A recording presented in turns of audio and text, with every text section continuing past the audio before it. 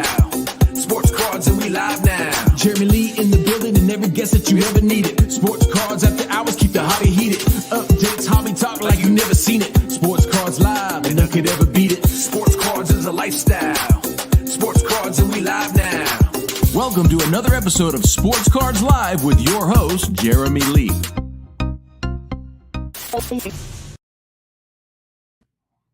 All right, here we go. Starting a couple minutes early tonight. Welcome, everybody. Episode number 190 of Sports Cards Live. It is Saturday night, July the 1st, 2023. My name is Jeremy Lee, and I would, as always, like to thank everyone who tuned in last week with our guest collector, Robbie Pastry. We covered a ton of topics, had a great show. You can check that out in syndication on the YouTube channel. Tomorrow, 9:30 Eastern, is the PWCC weekly hockey auction ending coverage. Usually with Josh Madigan. He's taking the 4th of July weekend off. We have Seth Allison, also known as @DropThePuckCards on Instagram, will be filling in for Josh tomorrow. And Tuesday, Taking Stock with Dennis Zender, DPZ, PC with DPZ. Taking Stock will be taking stock of group breaking and the issues around that very popular business model. Happy Canada Day, everybody. Happy 4th of July holiday weekend to all of our American viewers and friends. Hope you have a great and safe weekend. I want to ask everybody to please join over 400,000 people who've already downloaded the Center Stage app across both iOS and Android for quick comps and card management features. Their app is the fastest and most accurate at card shows or at home to help you price your cards, build, organize, and share your collection with your friends, and find other collectors to follow using their new social sharing features. They've announced some new partnerships, some grading partnerships. Check out their IG account and join me in supporting the great team and innovation they are undertaking at Center Stage app. And also, and of course, Center Stage, a great sponsor of the show, as is Veriswap. Practice safe swaps, use protection. Veriswap is an app and middleman service that lets you securely trade cards through the mail. Every transaction up to $1 million in value is fully insured by their guarantee. To use Veriswap, upload your inventory, make trade, partial trade, or full cash offers, and negotiate with thousands of traders already on the platform. And I'm seeing more and more of these trades come across Instagram all the time, non-cards as well. Anyway, check them out on iOS and Android. And as part of a special offer, your first trade on Veriswap is $1 using the link below in the video description. Also, shout out Leighton Sheldon, Just Collect. Leighton will be joining us about half hour in for the Vintage Spotlight segment. So try and have some Q&A for him, or it's a Q&A episode tonight. And also check out Hobby News Daily for a daily dose of hobby news and entertaining content. It's a collaboration of various hobby content creators and is only a couple months old. Give them a chance. Check out hobbynewsdaily.com. Tag Grading's Discord service is now live. So you can join other tag collectors who are chatting, buying, selling, trading tag slabs, sharing pics, talking shop, and connecting with hobbyists who like transparent and reproducible grading. And if Discord isn't your thing, I'm kind of just starting to dip my toes in Discord right now myself. There's a tag community on Facebook. You can join that as well. Go to taggrading.com, go to the community tab, and you can find either of those communities to join through there. You'll also find out first about tag grading drops and even surprise flash drops. And as always, thank you for letting me speak about the sponsors who've been supporting the show for so long. We're almost 3.5 years in. Well, I'm exaggerating. 3.25 years in, just about, everybody. So thank you to all the loyal viewers, listeners, podcast listeners, YouTube subscribers, all that. If you're not yet subscribed, please take a moment and do so. Tonight's guest is pretty much myself. So with that, thanks everybody. And we had about 5 or 6 comments before even going live. So I'm just going to go in order and look at these. Andrew Mark says, when will 90s Jordan inserts drop another 50%? And will it be this century? I don't know, Andrew. On the one hand, I hope not, because I have a bunch. On the other hand, I hope so I could buy more. I'm priced out of so many. I don't know. Justin Bode is back making the appearances. I always love seeing you, Justin. Says, what's the best graded O-Pee-Chee Gretzky rookie I own? Your guess is an 8. That is right. My best O-Pee-Chee Gretzky rookie card is an 8, Justin. He goes on to say, what are your thoughts on the 1980? The second year Gretzky, you recently bought the PSA 9 in both O-Pee-Chee and Tops unscratched, with both PWCC exceptional eye appeal ratings.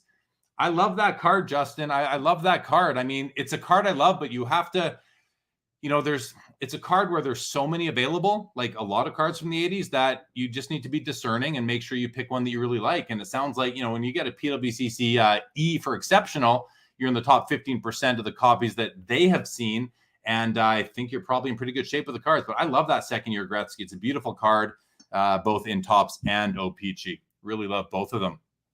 Jake Dahl, what are the top 5 hockey cards in my collection? What are some hockey cards I don't have that I'm looking for?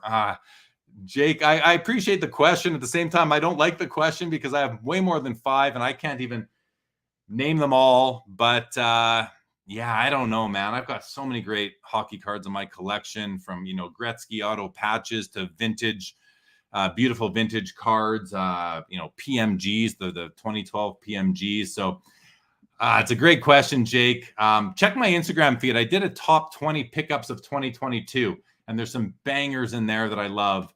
So go in there and look at the top 5. That's about as good as I can do for you tonight.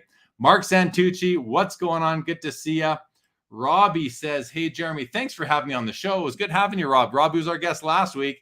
Thoughts on the hockey gap in terms of pricing, Gretzky 4 million or BVG 1 million, and then McDavid the Cup 150. Do I think Howe or will fill the gap? That's a really good question, Robbie. Let me take it one thing at a time here. So the Gretzky, there's two.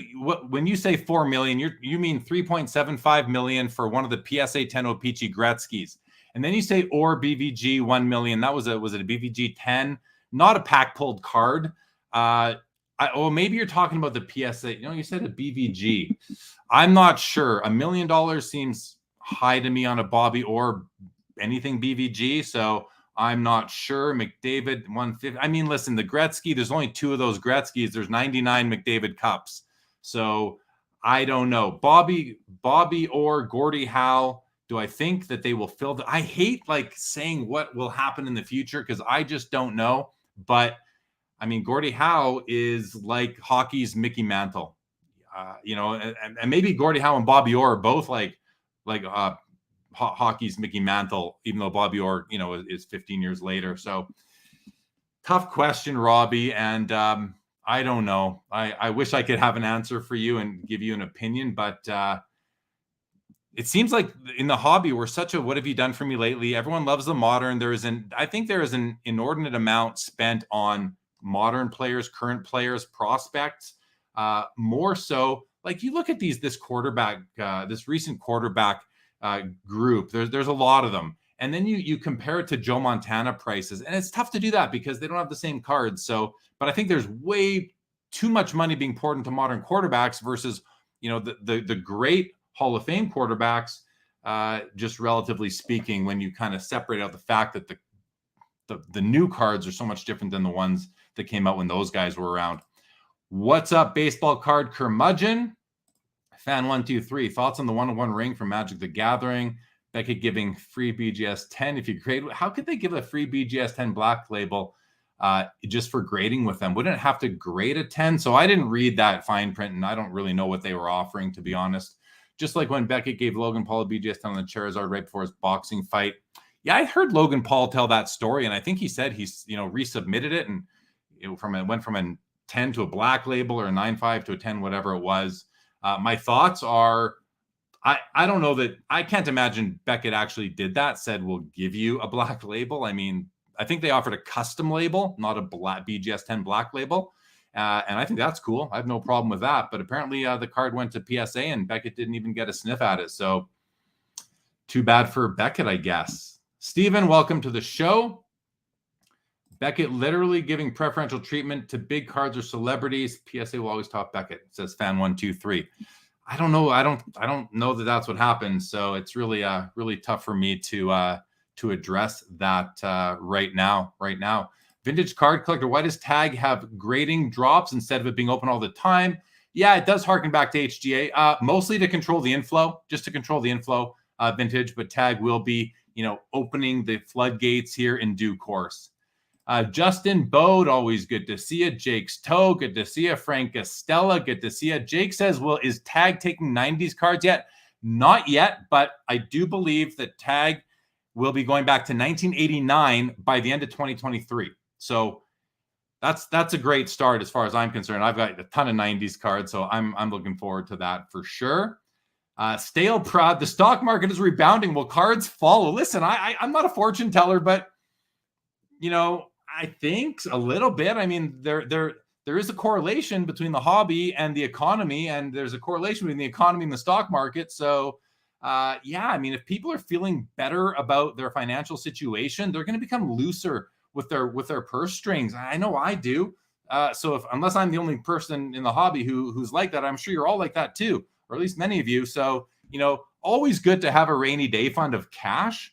Always good to not put yourself behind the eight ball in terms of paying your annual, your monthly expenses, covering that nut. I mean, if you're dipping into your living expenses to buy cards, I think you need to consider what you're doing and just be careful. Just be careful. What is up, Chad? Always good to see you, buddy. Mark, how far is Toronto? I don't know. Mark.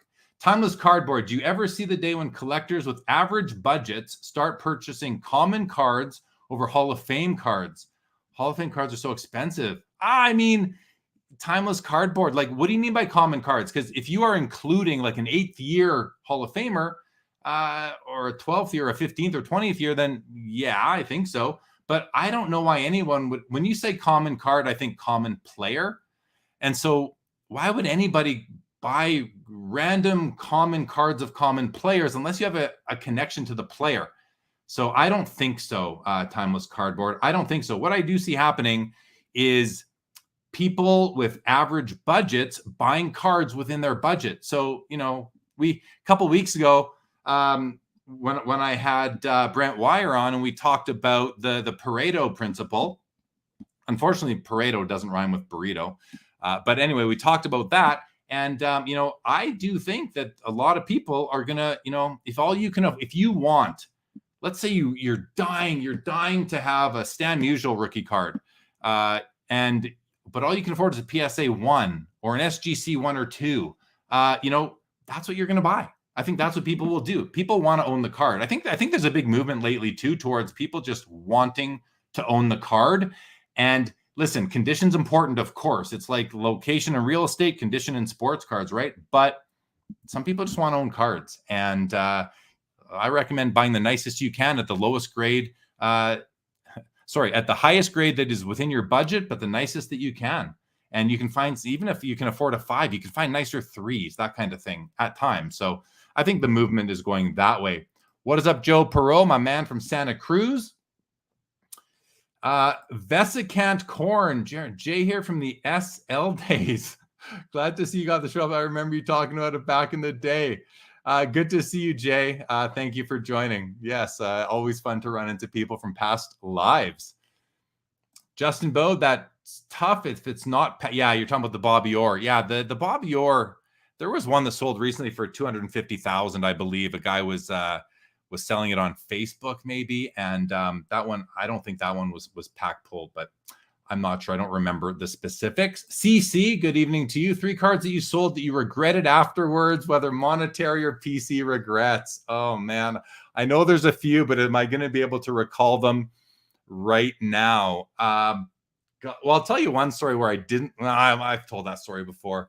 Card that so many. Gordie Howe, the Cup honorable numbers out of 9. I think I sold it for like $600. The show before the pandemic, like November of 2019, would love to get that one back. But you know what? I really don't lose any sleep about the cards I sold right before the pandemic, because I took that money and just bought more cards and they went up in value. Of course, they've come down now since then, but I also sold a couple of PSA 7 Wayne Gretzky rookies right before the market took off. And had I sold them, a year later, I would have made triple the money on them. But I probably wouldn't have sold them. I probably would have kept them, and I'd be back to almost where they started. So it's kind of a zero-sum game in that way. Just some missed opportunities, I would say, like everybody at that time. Colin Murray says the Bobby Orr rookie card very boring.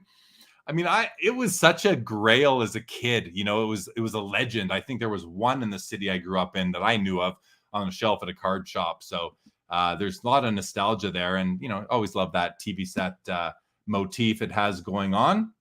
Jeff Hart, always good to see you, buddy. Good to see you. Greg C, one immediate change you would make to a pop report or set registry. What would you like to see? Chris S did a great video on tag. Yeah, I watched Chris Sewell, baseball card collector, investor, dealers review of tag today. I actually reached out to him because there were a few things that he wasn't sure about. I said, I'm happy to come on with you and kind of let your audience fill in the gaps that you weren't able to. And so we're going to do something just after National, probably on his channel. But one immediate change I would make to a pop report, I would put an asterisk at the bottom of the pop report that says, this is not accurate. The pop report is not accurate because of the amount of slabs that have been cracked and resubbed, or just cards that have been cracked and never resubbed. That happens a lot too. Set registry, I think there's a lot you can do with the set registry. And, I've been very active in the past on the PSA set registry. I've had a couple of firsts and sets, but I've kind of I've stopped myself from being beholden to any checklist, pretty much. Rick Hawkins, what's your take on buying autograph cards online, i.e. eBay, that have no third party? Just don't, Rick. Just don't would be my take or my advice. I think it's just too risky. I think it's too risky. Pack pulled, manufacturer authenticated autographs, I'm totally okay with. I would recommend buying those all the time. But otherwise, I just wouldn't. Justin says the card market has a 6-month lag to the stock market. It may be time to buy. Maybe. Stock market on fire. 90s hockey collector, welcome to the show. Vintage says, who's the more collectible player over the next few decades, Barry Sanders or Jerry Rice? Oh, man, that's a tough one because I like and collect both. I'm gonna go Jerry Rice. I mean, I think he's the undisputed GOAT receiver. And Barry Sanders, I think, has a few more competitors in the running back department, like your Walter Paytons and Emmitt Smiths, among some others. So I'm going to go Jerry Rice. Also played for the 49ers with Joe Montana. But that's a tough question. I mean, I don't follow those markets close enough to really know. But that would be my guess. And probably where I would put more of my money and I do collect both those players. And when I say collect both those players, I mean, I probably got like 8 Jerry Rice cards and 6 Barry Sanders. But to me, that's a player collection. Bobby Burrell, what one big move would you suggest the Fanatics should do going forward if you were sitting at their boardroom table? Listen to the collector. Listen to the collector is what I would suggest. Preserve the LCS. Preserve the LCS and listen to the collector. Are those big moves, Bobby? I don't know. They're not big moves. They're obvious moves, but maybe not. Listen, I'm not in those discussions. I don't know what they're doing in terms of that, but I still have some faith. I have faith in Fanatics. I mean, they're not in this. They didn't buy their way into this position to see it go sideways on them. Now, are they? And I think they're led by really smart people. And I think that they're going to have failures along the way. And I've said it before. I think they're going to fail at things, but I think they're going to fail fast. And I think they're going to be very nimble. And that's what you have to see. That's what I want to see. Stale Prod, I have 120K into cards. My net worth is 1.7 million. Is that too much into cards? No, I don't think it. I mean, listen, I am not a financial advisor, but compared to me, it's low. I'll just put it to you that way. LA Collection, Jeremy, you sexy animal. How are you? I'm great, LA Collection. Good to see you. Saw some of your content today on IG. Always enjoy it. Mookie Chilson. Jeremy, I've always admired your professional move into a career in sports cards. Do you still enjoy the hobby like you did prior to that decision? Yeah, 100%, Mookie. Like I love the hobby. I love, and I always listen, I don't always love the hobby as much as I do like right now here on Saturday night when I'm doing a show. I love doing sports cards live. I mean, we're over 3 years. I love doing my auction ending coverage shows. I've really built that out into like a service that I'm now providing to certain consignment companies. I think I'm working with 4 different companies doing auction ending, like event type coverage, PWCC, MC Sports Cards, LCG Auctions. I got 2 more actually. So it's like 2 more that I'm going to be working with very shortly. So, and I'll be announcing those soon. So like that's to me, that's like I've kind of feel like I've created this, I don't know, content category, and there's others doing it, and I encourage it. I've talked to them and given them some tips. Like I think that there's a whole opportunity for like these auction ending coverage shows, because it's so much fun watching bids come in towards the end of a show, seeing what cards sell for, talking about the cards. We get great audiences, so I really enjoy that. And of course, working with the people and the tech and the just the service and the culture at TAG. I mean, I've never worked with an organization that I respect as much as that one. So I couldn't be happier, Mookie. But again, the hobby, you know, there are drains in this hobby. There are things that happen that can bother everybody, you know, whether it's pulling a card from a pack that is damaged, or getting a grade back on a card that you don't agree with, or in the content creation space, having critics and being criticized and having haters and all this and that. Like that all happens. But you know, I think when you're a content creator, you develop techniques to handle that, and I'm pretty happy with the ones that I have for that. I hope that answered your question, Mookie. Thank you for it. Mark Santucci, do you have any league leaders or highlights cards? I don't think I do, Mark. I don't think I do. Can't think of any off the top of my head. Carlos B. Good says it's always a great time to buy hockey. Robbie, 2 questions. Under the radar, short print vintage hockey card, and next insert to potentially pop 90s style. Well, listen, I'll show you a card I just bought. I'll show you a card I just bought. And I bought it today, maybe yesterday, paid for it today. So I'll show that to you. And I think it's a great card. Let me just find it here. I'm going to pull it up on my phone, see if I can find this quickly. And come on, give me the picture. Here it is. So I just bought this card. This is from the very newly released Fleer Ultra Hockey. And I don't even know what it's called. I think it's called Team Ultra. But I bought this today, this Connor McDavid. And from what I can tell, this is like one of the rarest, hardest to hit inserts in Fleer Ultra, which is an EPAC exclusive product. You can't buy this in stores. You can only buy this on Upper Deck's EPAC platform. And it just looks like, it reminds me of Playmakers Theater. So I just really like the looks of that. I love the blue, bit of a color match with the McDavid. So I bought that.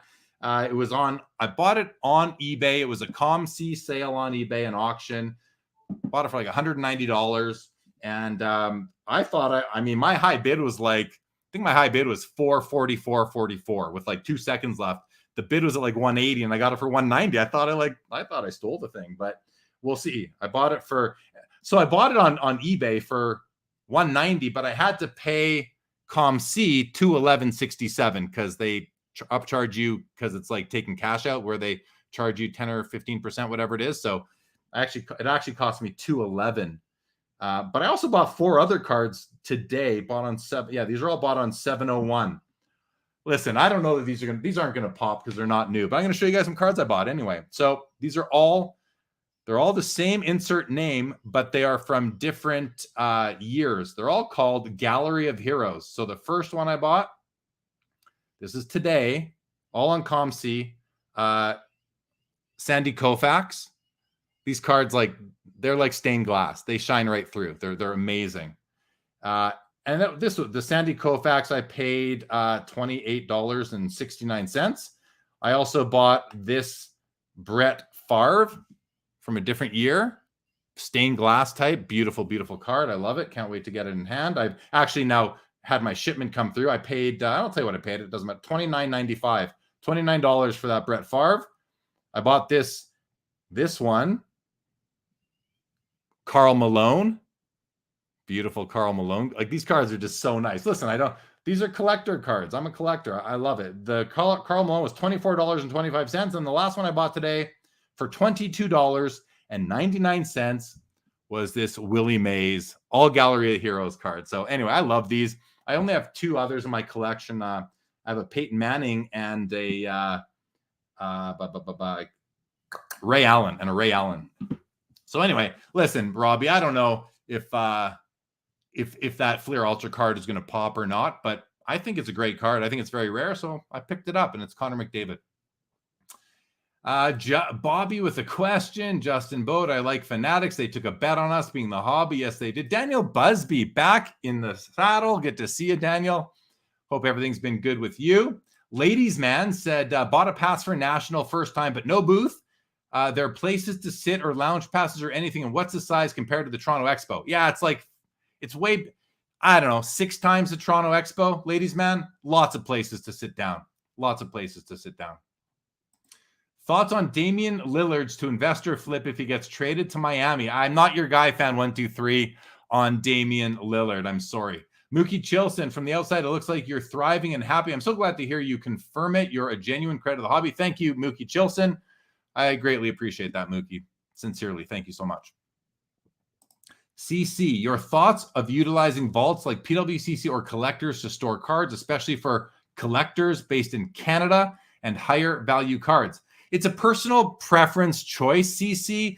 I've used the PWCC vault several times as a US mailing address, and when I buy cards from PWCC, they go in the vault. But I want my cards in hand. So what I do is I wait until I'm going to see PWCC at a card show where they are willing to bring me those cards among other people, and I basically empty my vault every chance I get because I want my cards in hand. Now, benefits of them, protection, depends what geography you live in, like protection from thieves, fire, humidity, all those sorts of things. Easy to sell, really quick and easy to sell. Just I don't know about the collector's vault, but the PWCC vault, I think they're making it even better now. You just click it, sell it, and it goes for sale immediately. So it really helps with liquidity that way. I'm sure the collector's vault is going to be very similar to what PWCC is doing. They seem to stay step in step with PWCC along the way. So I think they're great for people who don't necessarily want their cards in hand. I want my cards in hand personally. LA Collection likes the Gallery of Heroes. I'm glad. Troy DeLuca, what are traits you look for when buying modern, and which of those do you weigh most heavily? Ooh, I wasn't expecting that one, Troy DeLuca. Eye appeal, man. Not even like eye appeal.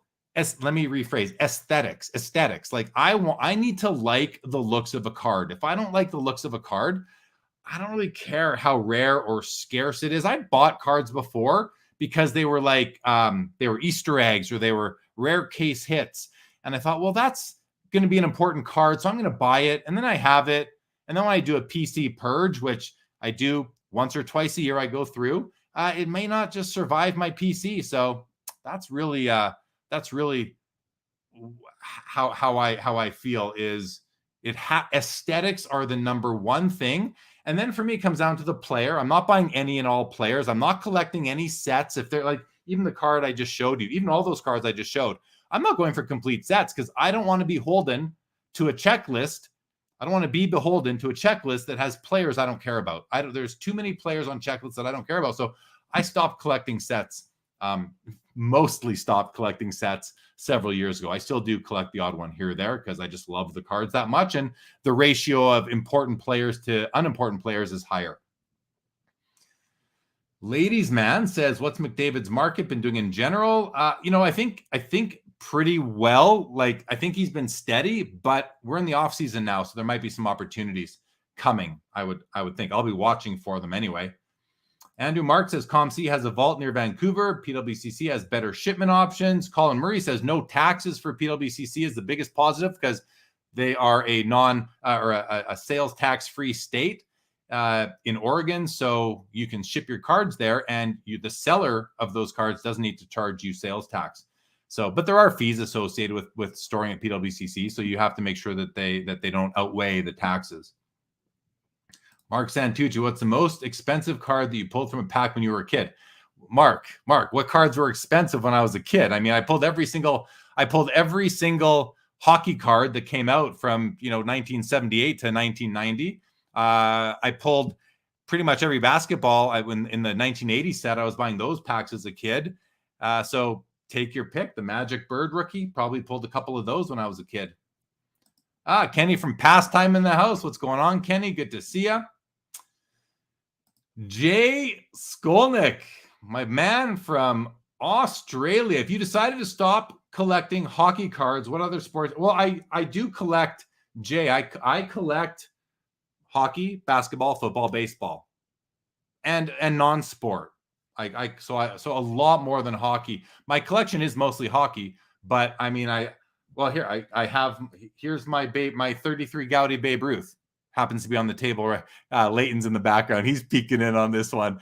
There's I love this card, right? And I love this card. And I've owned this card for, I think, 12 years now. But non-sport, I just paired these two together. I just picked up the Robin at a local show to pair with my Batman. And I mean, I love these cards. Like I love these. I love this. To me is like an amazing pairing. I love these. Love them. Both very strong for the grade. These are actually just cards that are left over on my desk from last week's show with Robbie Pastry, where we showed a few. So, and the one other baseball card I showed it last week. I'll show it again. Is my Honus Wagner from 1910. Leighton's nodding in the background. So this is the American Caramel. And again, I don't think I'm going to be able to afford a T206 Wagner. And I love this card. I love the blue background. I love this picture of him. I love the portrait. And this is another card I've had since around 2011, 12 or 13, something like that. So I collect a lot more than just hockey, Jay. Thank you, Jake, on the Batman, the 1966 Batman Black Bat. I love it. All right, guys. Well, hey, Leighton has just joined, so we're going to do the Vintage Spotlight segment with Leighton. Hopefully you guys have a few questions for him. I don't know let's bring him on. Leighton, how are you, my friend? Good. How are you, Jeremy? I am good, man. I'm good. It's good to see you. I'm going to throw up, guys, you can follow Leighton on Instagram at Leighton_Sheldon at just_collect. You can listen to his podcast, Trading Card Therapy. Leighton is a sponsor of Sports Cards Live. Comes on for the Vintage Spotlight segment. Leighton, let's talk. Listen, you just tuned in. What have you thought about what you've heard so far? I think I want to buy your Wagner and Babe Ruth 33 Gaudy. That's what I think. I had somebody, it's funny and someone asked earlier about, set registry, and I still have a PSA set registry. I get people emailing me via the set registry regularly, asking me, can they buy my C56 set or my C55 set or my C57 set? And while it's nice and flattering, and I will give them credit, they give me a number. They don't just say, they say, I will send you this much today. And I'm like, thank you for your interest and for your respectful message, but not for sale, or you're going to have to triple your offer because they're just not for sale. Are you somebody who goes through the set registry and looks for people to buy cards from, or do you have people asking to buy cards from you that way? No, I've had people ask to buy my cards that way. I've not done that to folks. I think that it can be successful. I just feel like, at least for the way that I handle business, it's not the way that I would go about it, but I could definitely see it having its advantages, and especially if you're a collector. If you're not doing this full time and, you're not going to track the 17 auctions that happen every week, it's kind of nice to be able to go to a registry. In fact, I thought for a long time there should be a global registry. Yeah. And nothing to do with global authenticated. I don't want to, have any mistakes all-encompassing made. Yeah, because I just think that, and I don't know that there's a right or a wrong way to eat a Reese's, and there's not a right or a wrong way to collect a vintage set or a graded set. There are some people, I understand, they only want to have SGC. They only want to have Beckett or PSA, or for that matter, Tag, whatever the case is. I myself, though, I'm not really a set guy anymore, but if I was, although I'd prefer to have each of the cards in that graded set the same company, I would be more than okay with having any of the major companies' cards. And so, kind of getting back to the original reason why you asked, I would be much more interested in contacting someone over a global registry, even though, of course, PSA has most of the volume. But I nonetheless, I think it can be effective. It's just not one of the ways that I do things. We have a bunch of questions rolling in for you, Leighton. Thanks for that. So let's get through them. LGC says, what's your favorite kid-friendly vacation destination, Leighton? Very good question. So this weekend I'm with my son at the beach. We're staying at a friend's. The New Jersey or the Jersey Shore is very popular. I'm very much into activities. So it could be going to Hershey Park. I took Crosby to Disney World last year. Disney World. As he gets a little bit older, I'm hoping to do some more adventurous things like, hikes in some of the famous parks and things of that nature. I don't think he's quite there yet. Disneyland's a good answer for that one. Yeah, I mean, listen, it was great, but truth be told, we love the beach. Today, only because he's asking, I realize it has nothing to do with business, but it was so awesome. Like he went in the water, or the hobby, yeah, or the hobby for that matter, or the show, really. But we literally, I was so happy. We took both of our baseball gloves, and so we spent time on the beach, spent some time in the water. But we grabbed our mitts. We were on the sand, throwing the ball around a bunch. We threw the Frisbee around. And I know he's got his headphones on behind me. He said he likes Jeremy when I do the podcast with you because it means he can stay up late. Nice. All right. I'm just not worried. I'm not sure how it's going to go back to his mother and how it's going to come back to me eventually, but we'll deal with the repercussions later. Let's move along. Justin Boat says, Leighton was the first I watched to get me back in the hobby. That's pretty sweet right there, Leighton. So thank you, Leighton, for bringing Justin back into the hobby. That's kudos to you. Fan123 says basketball cards will always go for more than football long term unless you're Tom Brady or Mahomes. Yeah, I mean that's don't count on that, Fan123. I would say don't count on that, and I only say that because nothing's forever. The only constant is change. That's the only reason I say that. Mark Santucci, Leighton, do you like hockey, and if so, do you have any favorite players or sets? Listen, I definitely like hockey. I prefer live hockey over anything. I grew up a Ranger fan, more of a passive Ranger fan, but as my son hopefully goes to some games with me, and if he takes it up, believe me, I'll be happy to kind of get back into it. As far as what I collect, it's kind of interesting, but I remember, you'll probably appreciate this, Jeremy, growing up in the 80s, even collecting sports cards in the late 80s, like O-Pee-Chee hockey wasn't existent in the States.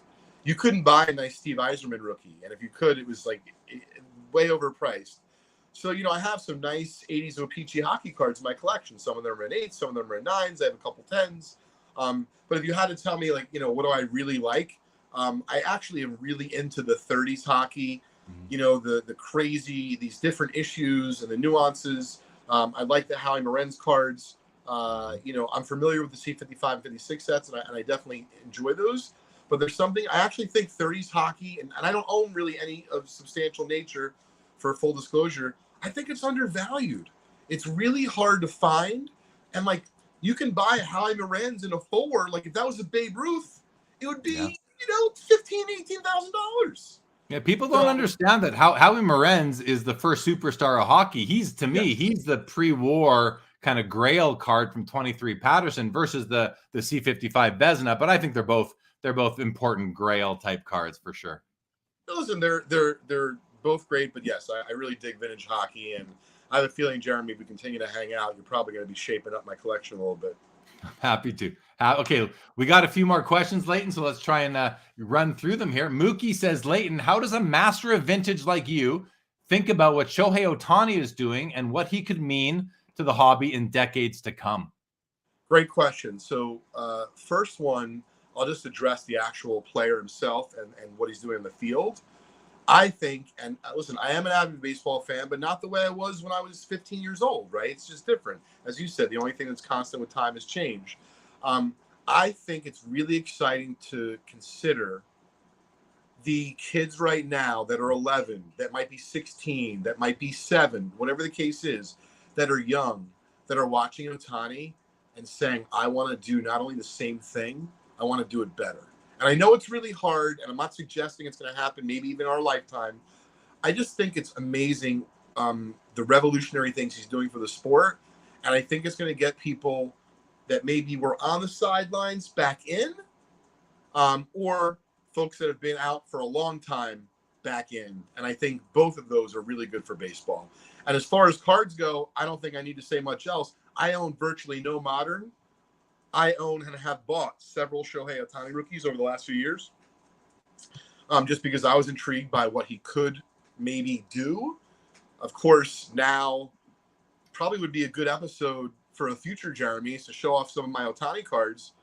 I'm kind of getting the itch of, like, I think I have to sell one. I don't want to, but I don't want to, just watch it go up. I got to be responsible. Yeah. So I do have some Ohtani cards, and I've been enjoying watching him play. All right. Good stuff. Mark Santucci, I love this question, Mark. He says, Leighton, what do you think about multiplayer rookies? Example, Joe Morgan. Of course, there's Johnny Bench and Nolan Ryan. And I mean, there's tons of them. What are your thoughts on multiplayer? Pete Rose, of course. What are your thoughts on those cards, Leighton? I think that they're great, but they could be greater if they were by themselves. Yeah, right. That's really the bottom line. People enjoy, for example, I know it's not his rookie, but people will collect the 35 Gaudy Babe Ruth 4-in-1. But the main reason they collect it is it's just not as expensive as the 33 Gaudy. And so here's the deal. What I think super cool, we'll just use Nolan Ryan, right? Great pitcher in the Hall of Fame, and his rookie card is quite valuable. What I think it's super cool is think for yourself. If you don't really like the fact that he shares his iconic rookie with Jerry Guzman, go buy his 69, his second year. It's a great card. I actually prefer it, just if you're talking about aesthetics. And it's more affordable. And no one's going to say, oh, my God, you went out and bought a Nolan Ryan second year and an 8 or a 9. You're a dope. No one's going to say that. And even if they did, I wouldn't listen to them. Doesn't matter. Yeah. No, I love that answer. It's pretty much bang on with my answer. All right, I'm just going to do a couple of comments here that have come in, but we have more questions for you right now. Fan123, got to get myself a dual Ohtani Trout. Yeah, that makes sense to me. Double D back in the house. Good to see you. Stooks is here. Good to see you, Stooks. Long time. Oh, those are Double D and Stooks talking to each other. Welcome to the show, fellas. Ultimate Pastime, my friend Mark is there. Good to see you, Mark. If you're still here, thank you for joining in and letting me know that you're here.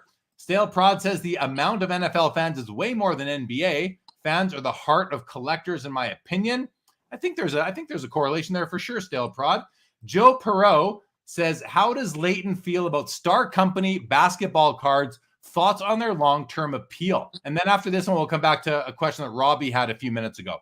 Please, Leighton. Sure. Love Star basketball. Full disclosure, I do own a few Jordan Star rookies. I own a few of the other rookies, but believe it or not, mainly signed. I'm a vintage basketball nerd, and I was collecting Star basketball signed rookies before they became popular. I don't have a Jordan Star signed, so if you have one, you want to do some sort of epic trade or sell it, please let me know, but those cards are impossible. What do I think about them long term? I'm kind of torn. On the one hand, I really dig them. I love that they're scarce, and they represent such a wonderful time in the NBA. On the other hand, there's people, myself included, I'm not as into cards that were given away or bought at arenas. Like, I like them out of packs. Does that mean that they're bad cards if they didn't come out of packs? No. So at the end of the day, I think that I like Star basketball, and I really like 86 Fleer basketball, and I don't know that I would choose one over the other. And of course, there's arguments that can be made as to why you should buy the Star, and I don't think it's a could or a should. I just know for me, like growing up in the late 80s, going to card shows, you didn't really see much Star basketball, but I did see on occasion like a Mario Lemieux Peachy rookie. And so there's something to be said, like they weren't easy to find, but I enjoyed trying to look for like a high grade, rookie card of the superstar like Mario Lemieux. And as much as I think Star basketball is fantastic, I would be careful and I would diversify. So if you're going to buy a Jordan Star, then maybe get some other stuff non-Star, because I wouldn't bet the farm on Star basketball. Yeah, great comments, man. And I agree with the pack issue is important to me for my PC, but I don't think I consider it important anymore for the RC designation. But that's a whole other discussion. And I don't own a Star card. I do have an 86 Fleer Jordan, and I'm kind of losing love. Like, I know it's like the most like the top 3 most iconic cards in the hobby. I get it. And it's cool, and I'll probably always have one. But I am, like you said, diversify. I am way more interested in rare 90s Jordans, like inserts and parallels, than I am either the Star or the Fleer right now. That's where I'm at on them anyway. So, okay, thank you for that, Joe Perot. Robbie says, Leighton, any other cards like the Bond-bred Robinson you like of another player like Willie Mays? Any oddball Willie Mays that you can shout out for Robbie? Sure, the 59 Bazooka. Obviously it's not a rookie, but if you've ever seen that card, it's a great image of him. The card's almost impossible. It's very low pop. And the reason why I dig the 59 Bazookas is because if you take, let's say, like a Maze from a 60s Bazooka issue, people then all of a sudden start to get concerned with the grade. No one cares about the grades on 59 Bazookas. They're impossible.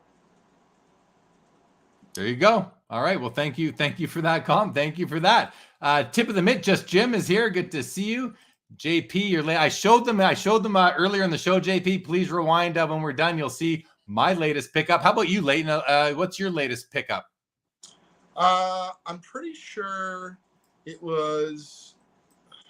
Oh my God. I just realized we just closed this deal. I wish I had the cards here. So it was like maybe 14 cards, 15 cards, and this individual has more. I don't know how John in our office, as he's affectionately known as J5, got this individual to ship the cards. But when I looked at them, now keep in mind, this is not PC, even though I might keep a card or two for my personal collection. It just happened at Just Collect. Today's Saturday, so Thursday, we sent out the check yesterday. All ungraded. A T206 Cobb red that literally looks near mint. It's got creasing in the upper right, but if you ever wanted a 3 in your collection, this is the one. So I wish I had it to show off tonight. Maybe I'll put it on social media and I'll tag the show, Jeremy, because it's great. 48 leaf Jackie. And by the way, all these are ungraded. A 14 Cracker Jack John McGraw, a 15 Cracker Jack Home Run Baker, 52 Topps Warren Spahn. I'm trying to name them all. It's not easy, but I'm doing all right. And it was a really odd collection because the cards range from, 1910 to the 50s, but this individual has been collecting for 40 years.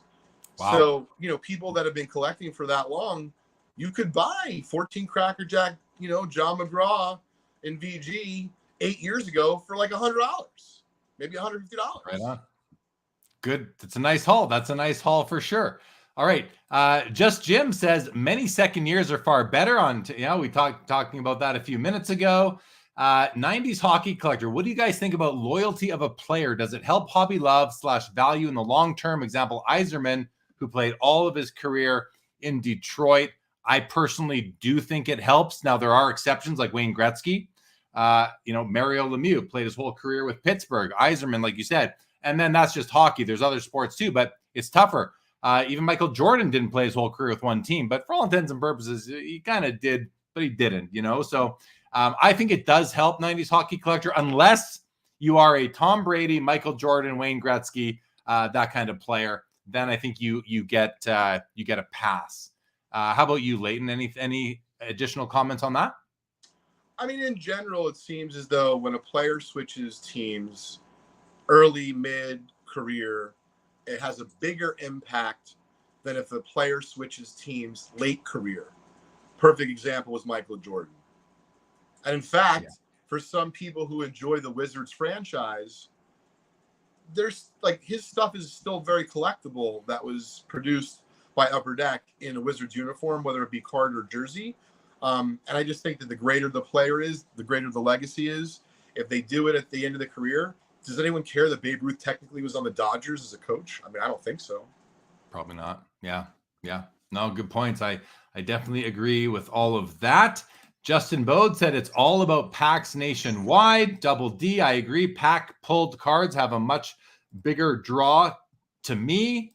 Tip of the mitt, Jim, thoughts from each of you on the 71 Ryan? Yeah, I mean, the 71 is such a cool and crazy set because of those black borders.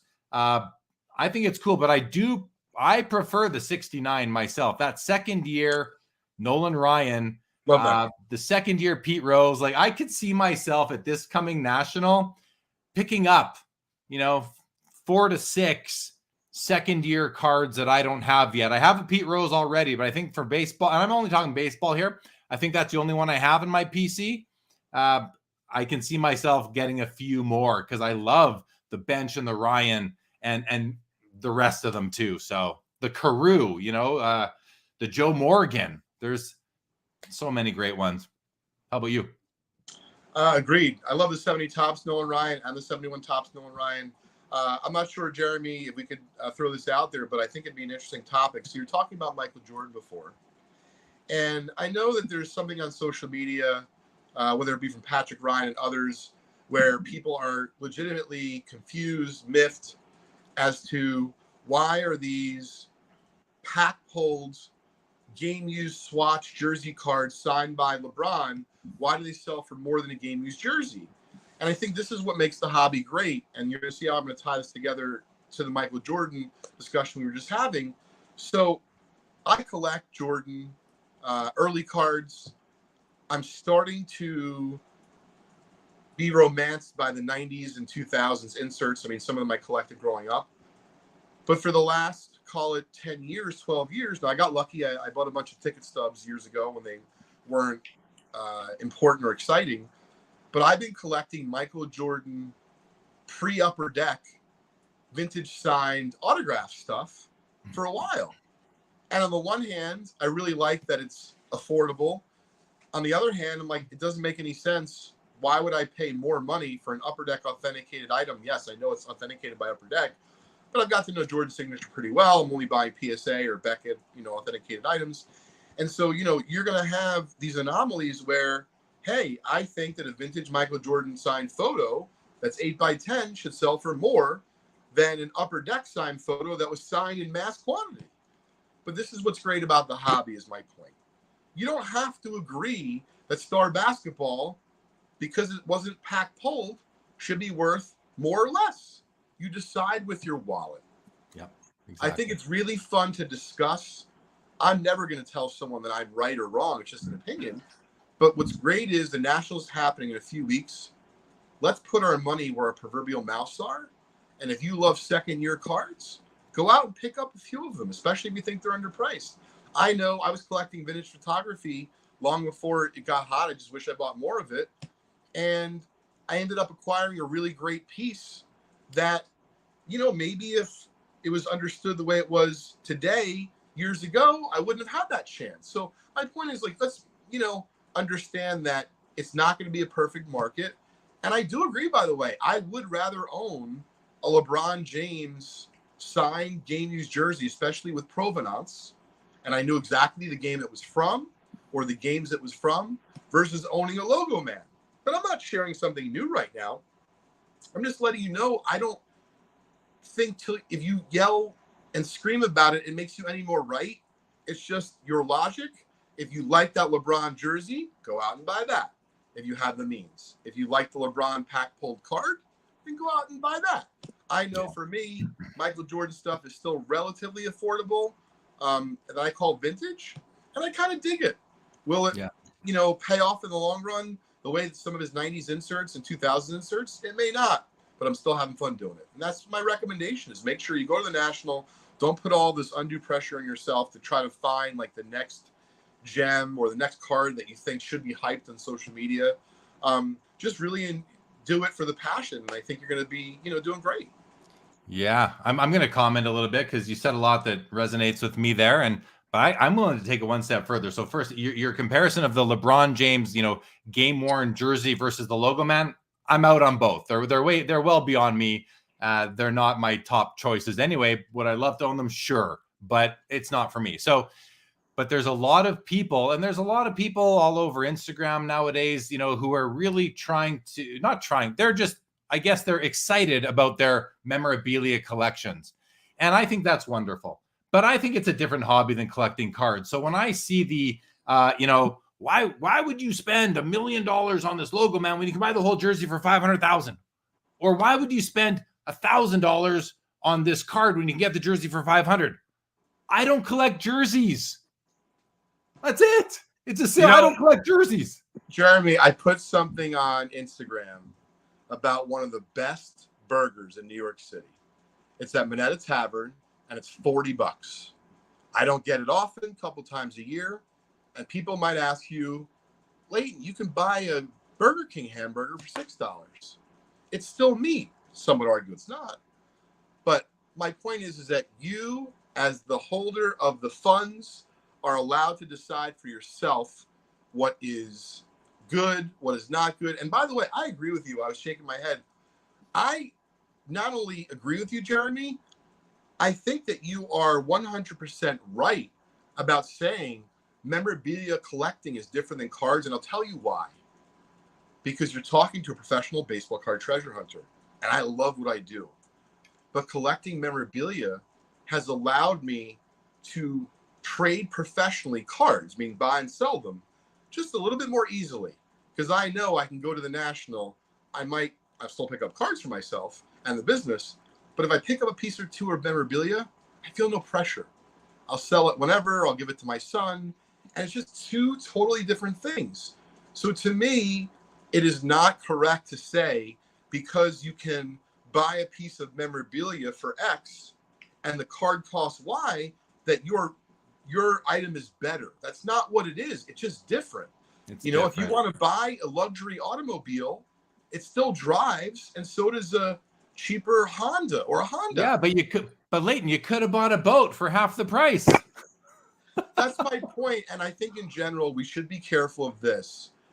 I don't like when the rhetoric and the discussion is like, hey, I'm right because I'm smarter than you. Yeah. Because I know more than you. Guys, we got news for you. This is what makes the world go round. Some people like $6 burgers. Some people like $40 burgers. And guess what? They're all going to the same place. And there's no judgment from me because I've had $6 burgers. I've had 40 and I've had in between.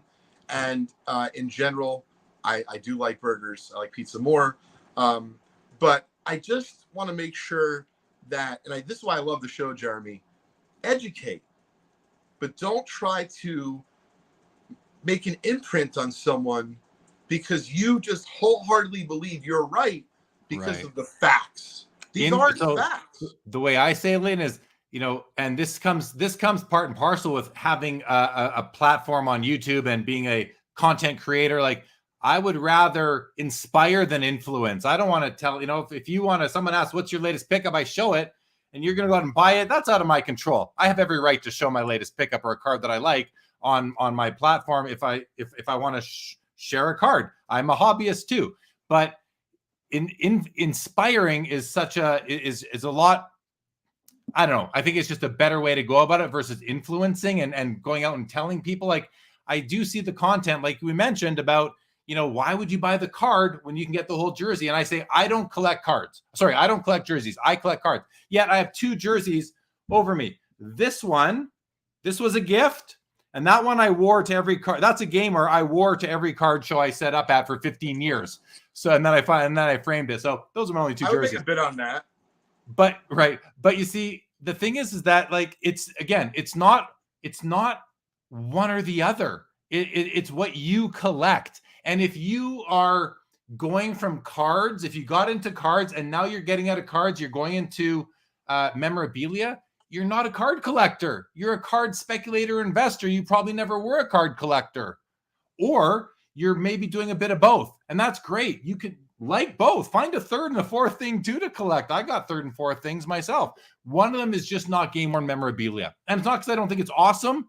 It's because cards are small and compact. I can have 1,000 of them and they'll take up as much room as one jersey. You only have so much wall space as well. So anyway, those are why I collect cards, and I've collected cards my whole life. I'm not going to all of a sudden pivot into memorabilia. I just don't see it happening. Anyway, good topic. Good question. That was a while on that one.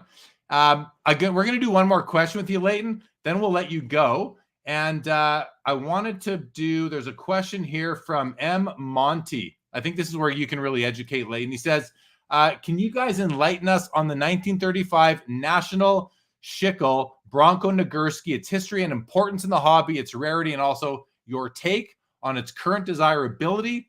I mean, I know this card to be a Mount Rushmore football card. I know that. Hall of Famer, Bronco, would love to own a copy myself, even though I have no attachment to the player, no nostalgia for Bronco, but I love that piece of cardboard. I think it's amazingly beautiful. I want to hear this answer as much as M. Monty does. Sure. So first of all, National Chickle football is really, really tough to find. I have been buying fresh collections for 25 years, and I can count on one hand how many fresh collections of Chickle football I bought. However, I did have the good fortune, and I'll be showing them off on social media in the next few weeks. I picked up a collection, about 57 of them, not too long ago. And there is a Nagurski in it. So Nagurski, of course, is a Hall of Famer. He's in the high portion of the series of that set. But one of the things that was talked about in another podcast recently that I think folks forget about its sister set is that even though the National Chickle baseball set is not revered with a well-known Hall of Fame rookie, a lot of people believe it is some of the nicest art ever produced on a gum card. And so I believe that carried over to the football set. The football set only has 36 cards. It is substantial in nature, not just because of the Nagurski, but it's got Newt Rockne and several other key cards of the era. And so if you think about also baseball, for example, versus football, how many issues are there from the 1930 time period? And you have a lot of options to collect as far as baseball cards. There's not more than one Nagurski in the set like there is with Ruth and the Gowdy. There's not multiple years of National Chickle football. And so I just believe that it's simple supply and demand. There's not enough supply. I don't know anything more as far as probably the general population out there as to why it's so tough. But National Chickle baseball is also tough. And so I suspect that during the time of, the war drives and cards being destroyed or turned in, etc., that National Chickle football was not made in the same quantity as baseball. And it's been really, really difficult to get for as long as I can remember. And I'm really happy that they brought this up today because I'm even more excited to share the collection of cards that we were able to recently get of National Chickle football. Right on. Well, yeah, thanks for the information. I mean, it's a card that I, as a collector of vintage Hall of Famers and important cards, and even though I don't have a nostalgic connection to Bronco Nagurski, I do have a nostalgic collection to important cardboard, and that's a card that I would like to own at some point. I don't know that I ever will. It's in there with a George Mikan for me. I only know about Mikan because of cards. I don't know of him otherwise. If I wasn't a hobbyist, I wouldn't even know that he ever existed. But I think it's a great card, and I still want one. Those two are probably going to be like maybe the last important Mount Rushmore cards that I ever pick up. Leighton, thank you so much for coming on again. Thank you for your ongoing support, and always good to have you and spitting the education out to myself and the audience. So thank you. Have a great weekend, and happy 4th of July to you and Crosby. Thanks so much, guys. And if anyone's going to be going to the Nashville National Tennessee Card Show next weekend, drop me a line. I'll be there Thursday through Saturday. Right on. Go visit Leighton at Just Collect. All right, buddy. Thank you. All right, so I'm going to continue on with the questions. And if I see any more that were addressed to both Leighton and myself, unfortunately, it's just myself that will have to answer them now. So Carlos B. Good writes, when will Americans stop worshiping black players on cardboard? Just wondering what's the deal with Americans and black worship, no hard feelings. That's the weirdest question I've ever read out loud, I think, Carlos. I think the answer is never. I hope the answer is never. I think it's just too important for them to stop. I don't know if it's worshiping. Worshiping is a pretty strong word. So I don't know, Carlos, but I feel like I've learned something new about you tonight that I don't really love. Okay, let's keep on going here. The Bargain Boxer says, you don't collect jerseys. Isn't that a framed jersey on the wall? Oh, I just addressed that. Bargain Boxer, yes. Those are 2 framed jerseys on the wall behind me. But, of course, you don't have all the context. But maybe now you do if you're still here listening to what I'm saying. Bob's Big Boy says the Fanatics frictionless model will depend they acquire or launch a grading company at some point. Acquisition seems to be their modus operandi. Have to think that puts SGC or Beckett in play. Yeah, I think that's an easy conclusion to get to, Bob. I think a lot of people are making that assumption. I think people are also speculating CCG. So, there's lots of grading companies, I think probably all the grading companies are in play, or at least of interest to Fanatics. The Bob's Big Boy again, the portability and ease of storing and shipping 2.5 by 3.5 inches pieces of cardboard makes cards a unique collectible, can carry hundreds. Jersey, yeah, that's a big thing for me, a big draw for me, Bob, towards sports cards over larger collectibles. Thank you, Just Jim. Thank you so much for that. Bargain Boxer says, Jeremy, picking and choosing what comments to read must be on the Fanatics payroll. I'm just picking the ones that I really find interesting myself, Bargain Boxer. I guess I'm on the Fanatics payroll. I do invoice PWCC every month, but I guess as of when did they acquire PWCC? That was the end of April. So yes, I guess indirectly I'm on the Fanatics payroll. Yeah, very astute comment of you, Bargain Boxer. Cards AH says, my wife doesn't mind my cards, hates my jerseys. Hilarious. Jake's Toe had 2 John Stockton game issue jerseys from 96-97, sold them about 10 years ago. Wish I would have kept one of them. Not an easy jersey to find. Yeah, that's one of those, seller's remorse. I think we all have that on items. The Bargain Boxer, can you enlighten us on whose payroll you are on? Yeah, of course, no problem, Bargain Boxer. First of all, every hobby entity that I am partnered with, supported by, is listed in the video description below. So it's already there. You can see it all there. And it's always at the time of the episode. So you just go scroll down, Bargain Boxer. I don't hide anything. You'll see exactly who is a sponsor of the show. I have show sponsors. So actually, we're gonna give Veriswap some love right now on the ticker. Make sure you check out Veriswap, and of course, Center Stage app. Everybody, please, they do support this show, which I'm very grateful for. And Center Stage has been a supporter for over a year now. Veriswap for about 4 or 5 months. So those guys are both sponsors of this show, along with Just Collect and Leighton Sheldon. And then the auction coverage shows that I do. So PW, and I'll tell you because Bargain Boxer is asking, but so PWCC, MC Sports Cards, a new partnership I just entered into, LCG Auctions, and they're non-sports card auctions, which I love, Star Wars and like Teenage Mutant Ninja Turtles and pop culture. It's really, really awesome stuff. And there's a couple more that I'm going to be entering into here, more auction coverage shows. So I will be on, it's not a payroll though, Bargain Boxer, unless you're an employee, I'm not on anybody's payroll. It's a contractor role, I guess you could say. These are not, but I guess for all intents and purposes, it's the same thing that you're asking about. But again, just scroll down and you'll see exactly who is supporting this channel and who I'm working with. Stukes has the 55-56 Parker's Rexling Bronco Nagurski. Yeah, I've seen that card before. Double D, yeah, I talked about that. Thank you very much. Nova, thank you for the super sticker. Really appreciate that. Carlos jumps back and says, worshipping is the proper word. The Super Bowl half game show is black worshipping. Who owned the cotton fields and brought the black slaves? I don't even know where you're going with that, Carlos.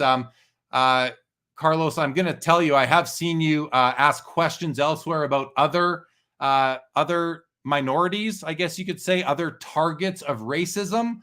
And I don't know if I want you in my chat anymore, actually, Carlos. I don't know that you're the kind of person I want to associate with now that I'm seeing it come out twice on 2 different, often targeted racial targets. So just stop talking about that crap, man. At least I don't do what you're going to do with, but in my chat, please. Latrell Spreewell says you can do both. Agree with you, but cards take up less space. Definitely. Jeff's card journey. Not a huge hockey collector, but can you tell me what Upper Deck series Connor Bedard will be in? He'll be in all the Upper Deck series. Jeff's card journey, but his Young Guns, which may be what you're asking about, I believe is coming out in Series 2. So Upper Deck flagship, like Series 1, Series 2, will be in the Series 2, which will probably come out in like March, April of next year. But you will have other Connor Bedard cards in Upper Deck products that will come out before that, just other brands. It's okay though. This is Jewish manufactured way. You'll call me racist, not racist. I don't even understand what you're talking about, Carlos. Why are you bringing this in? Why are you even bringing this in? Why am I even clicking on your stuff? Why am I even clicking up? Okay, Tip of the Mitt says, will I be? Yes, I will be at the tag grading booth at the National for most of the time. I'm going to be walking the floor as well, but I will definitely be at the tag grading booth. Jim and everybody else, please come by and see me. Happy to I want to meet everybody. So please come by and say hello. And, that'd be great. I'm looking forward to it. Carlos, it's not that I don't like you. I just don't know that I understand you. And I'm not really listen, all I'm seeing are words on a screen. I don't have the full context or really understand you, but I'm questioning right now. I'll put it that way, but I'm pretty open-minded. So, I just need to understand more about what your motives are in talking about this stuff on a sports card channel. Cards AH, am I strictly singles or do you enjoy opening wax of any specific product? Listen, who doesn't enjoy opening wax? Do I open wax? Not really. I will do the odd box here or there.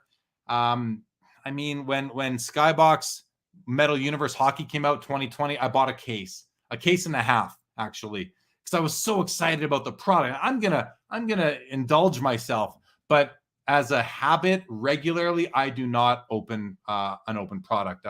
I just learned a long time ago that my money is better spent for my collecting needs going after the singles that I want. But I certainly love that people open product because that's how those cards make their way into the ecosystem. So definitely love that. Fraser Mulholland, I think, is confirming that Connor Bedard's Young Gun will be out in Series 2. Jay asks, what am I looking forward to most about attending the National? Funsies, cards, business, or all? I mean, all of it, really. I'm looking every National. Someone said in a recent, I don't know where it was, I saw someone saying that one of the coolest things about leading up to the National is that if you go with some money to spend, whatever that might be, you may not know what you're going to leave with. So I'm excited to find out what I'm going to buy at the National because I don't really know. I just don't know what I'm going to see that I'm going to have, but I'm going to be taking some resources with me, whether it's cash or cards, a bit of both. And I am excited to find out what I'm going to leave with. The people, of course, I mean, it's all about the people. It's about the cards too, but I'm looking forward to the people, looking forward to seeing you, Jay, and everyone else who's going to be there that it wants to, if you have any interest in meeting me, I have more interest in meeting you. So please come say hello. Whether you like me or don't, I don't care. I still want to meet you. But hopefully you don't dislike me and we can say hello and just enjoy. Listen, I love a room full of like-minded people, and we are a diverse hobby. We come from all different backgrounds and places and interests and even like religions and politics and genders and everything. But we all have cardboard in common. If you drill down, we all have cardboard in common if you're at that show. And I'd rather look past all the differences and just focus on find something in common with all of you and focus on that and build relationships that way. So Carlos Be Good says, nice nose, Jeremy, by the way. Now I really know what you are, Carlos. And yes, you are now permanently banned from my channel. Let's just get that effective. Yeah, you are no longer welcome here, Carlos. And it was good because you were actually quite a good contributor for a while, but you are definitely racist and anti-Semitic. So you are no longer welcome here. But let's get back to the good stuff. He's gone and he can't come back. Dan Chase says he was blocked by me after the first. Yeah, I just wanted to make sure. Mark Santucci, who's your top 5 or 10 favorite hockey players from the 70s? Guy Lafleur, Mike Bossy, Trottier, Larry Robinson, Denny Potvin. I think that's 5. Gilbert Perreault was awesome. Bobby Clark, Daryl Sittler, all of them, Mark, all of them. Jim says, any favorite modern-ish hockey early 90s? I mean, I'm not good at just recalling all these insert names all the time and all that, Jim, but I do like my 90s hockey. No, that's from 08. Hockey inserts got really good in about 08 with the Ultra EX brand. And then in 2012, they really started to take off. So I do like some 90s hockey, but to be honest, I prefer 08, 9, and then it's like 10 and 11 you can skip, 08, 09, and then it's 12, 13, 14, 15, 16. Those are my sweet spots. And I've got basically 2 stacks of them here. These are tag slabs of that kind of stuff, and then 2 stacks of them here. These are like PSA and BGS cards that I just love. Willie T, thank you so much. Is this a junk slab era? I think so. I think it's and it's funny because this does tie into a past reel I put out on Instagram, a couple of them. I think we are in what will be looked back as somewhat of a junk slab era. And that doesn't mean that all slabs are junk. I don't mean that at all. I just think that there are a lot of cards that people graded not to collect for themselves that ended up not being worth the price of grading. I think that's how I feel about it. And I think there's millions of those cards out there. And I think that those will be remembered, and those will be one of the things in this hobby that might represent this like pandemic era, if you will. Nova says Carlos is weird. Baseball is baseball. Okay. CC, like many, you appear to be a singles collector. Was there a time in your hobby life you obtained most of your cards from ripping packs? I mean, in the 80s, I did. Like everybody. That was the only way. Well, it wasn't the only way, but I did CC back in the 80s. But since then, no. There's never been a time since the 80s where I obtained most of my cards through ripping packs. As soon as the internet became a thing and eBay became like the marketplace that it continues to be, and then with the advent of social media and message boards, even, and like, the Beckett boards, I was very active in like 02, 03, 04 till they went down, 05, I think even. I was a singles, I called myself a sharpshooter. I was picking out what I wanted and buying that instead of buying these blind boxes and not knowing what I was going to get. Now, again, I don't ever want, I'm people love opening wax, and I love that people love doing that because that's how these cards can get to me. Thanks for the question, CC. Mr. SQRL, I have not added any graded Sports Illustrated magazines to my collection. I came really close at the Expo, the Sports Card Expo last time. There was a guy there that had, a couple of guys, they were set up together, had like a whole wall of graded magazines, and I was really close, but I just didn't see the right magazine at the right price for me. But there were a couple that I was like, oh, that's pretty cool. But I have not yet. And, it can be a slippery slope, right? You got to be careful. But I could see myself picking up, maybe when I go into a new collectible genre like that, and I say when as if I've done this a ton of times, but if and when I go into graded magazines like Sports Illustrateds, I'm going to set a goal of like, okay, 10, and I'm like done. Take a break, see how I feel, give it 6 months, and then see if I want to go for more. Chad Shipper just got emailed. My first tag submission is on its way. Looking forward to it. Chad, thank you for giving tag a chance. I'm confident you're going to really enjoy your slab cards, and of course, consistent, transparent, reproducible grading. Indie Shack, Jeremy Awesome Channel. What's the coolest card you've ever seen? Oh man, the coolest card. I once held 2 T206 Wagners in my hands at one time. I think that was the 2013 Cleveland National. I forget whose booth it was that had 2, and I held them both in my hands. I'm going to go with those ones, Indie Shack, but I've held lots of cool cards. Yeah, I don't think I've ever held a 1915 Cracker Jack, and I sure would love to. Double D, thank you so much for stopping by. Decoy Card says, with how much product is guaranteed to be bought by large breakers, do you think the damaged QC issue replacement policy could be ignored by upper deck? Usually you need proof of. I don't know, Decoy. Like I don't really take part in breaks, so I am not in a position where I could ever be impacted by these things. And listen, not that I'm like trying to pass the buck and say it's not important. It is, but I feel like there are better content creators that you could ask, or friends you may have, or other people, Instagram accounts, whatever, who could give you a better answer on that.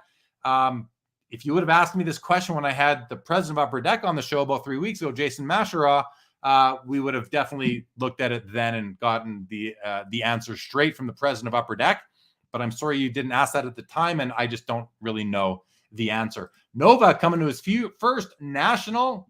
Can't wait. Make sure you say hi to me. Come by the tag booth. I'll be there. Nova, please come say hi and introduce yourself. I'd greatly appreciate that. Stuke says Bobby Hull is my favorite from the 70s. Go Jets. Yeah, I mean, he was actually my favorite. And when I was going to WHA games in the 70s as a really young kid, Bobby Hull was everything. I mean, he was the man. And I lived in Winnipeg where he played. He was the first $1 million hockey player, and he signed that contract with the Winnipeg Jets of the WHA. And I used to go to those games as a real young kid.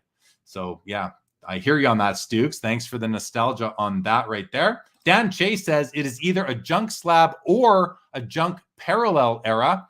Yeah. Listen, does it have to be or though, Dan? Can't we look back at this? I mean, it's convenient from a convenience standpoint. It's nice to have one thing to call it, but I hope we can look back, 10 years from now on this. I'm referring to as the pandemic era, just because it's, that's when it really, maybe it's from 2019 to current. And once Fanatics really takes over, maybe we'll have a new era. But this era we're in right now, 10 years from now, we look back at it. Yeah, junk slab. Is it junk parallel, or is it just the parallel era, the proliferation of parallels?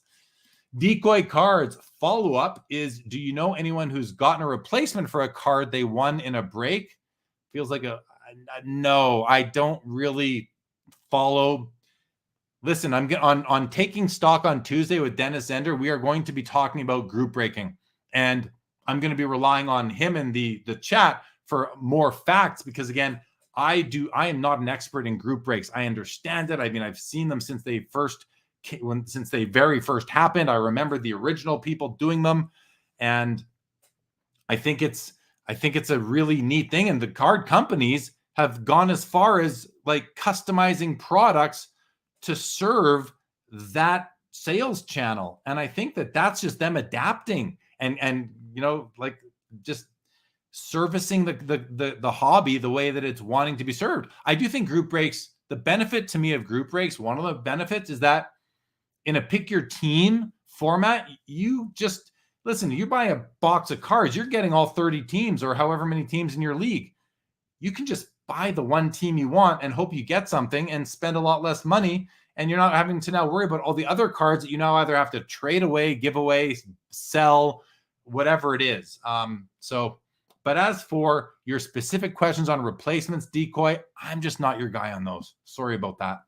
Stuke's favorite NHL player was Tony Esposito. Daniel asks, do I think there are just too many rookie cards of one player now? It's so hard to keep up.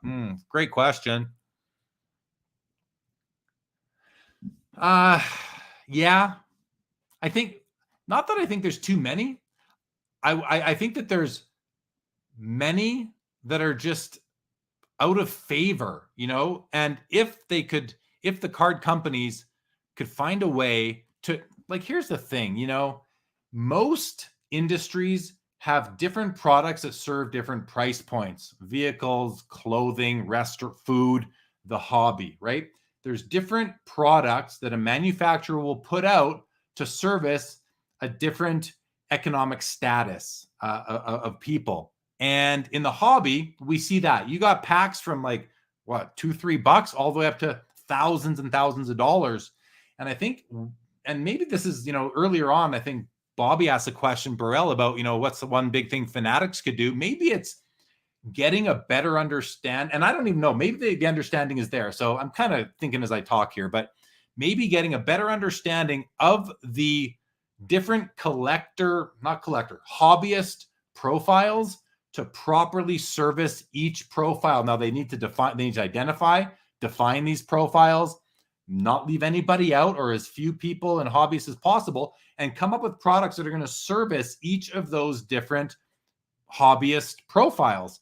And if you do that, then then you go into each profile and you say, okay, well, we've got these 8 products. Maybe it used to be 1. Now it's maybe 8 or more products that are servicing that one profile. And within each product, you've got several cards, inserts, parallels. As long as none of those rookie cards suck to that profile, then I think they'd be better off. But will that ever happen? Probably not. There's too many different opinions and tastes out there. So, but to keep it simple, Daniel, are there too many rookie cards of one player now? Listen, these companies would not be producing the product if it wasn't selling year after year. It's selling. I think. Listen, I don't have an LCS. I don't buy product from any card manufacturer, but I wouldn't think that they would keep putting out these products if they weren't selling. So I don't know.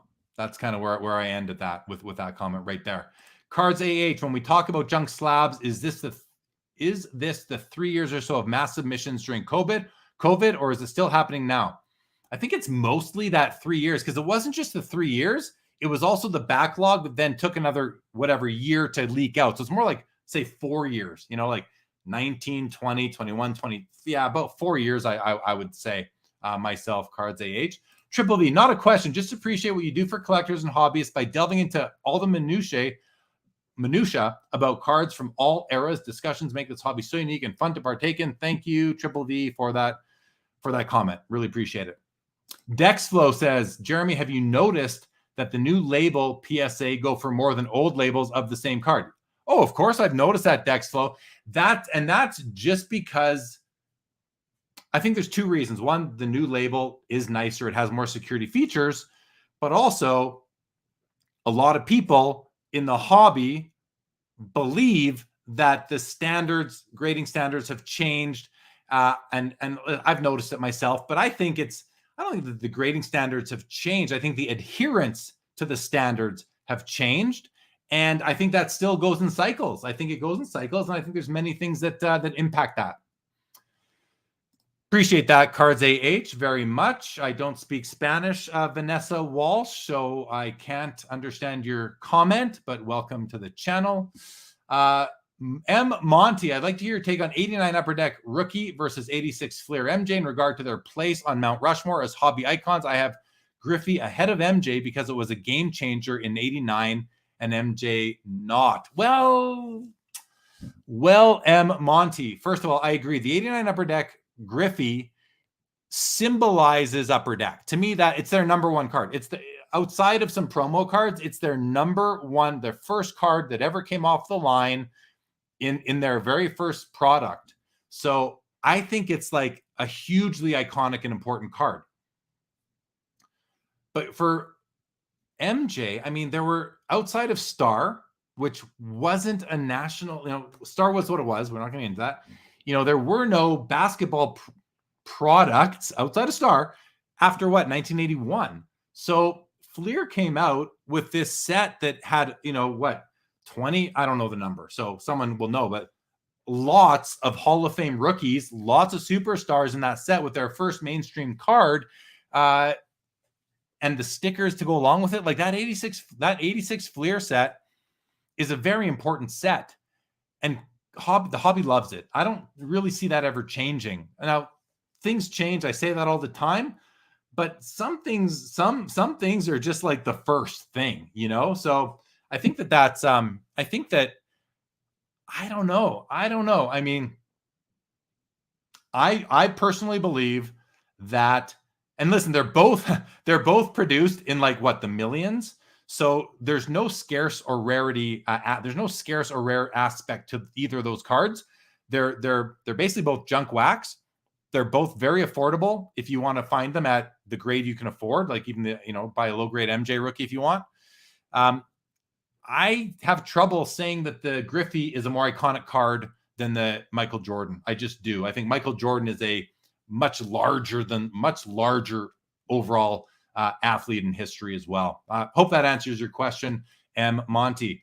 David G, what was the last vintage hockey card I purchased or traded for? Oh, it's been so long. I don't know.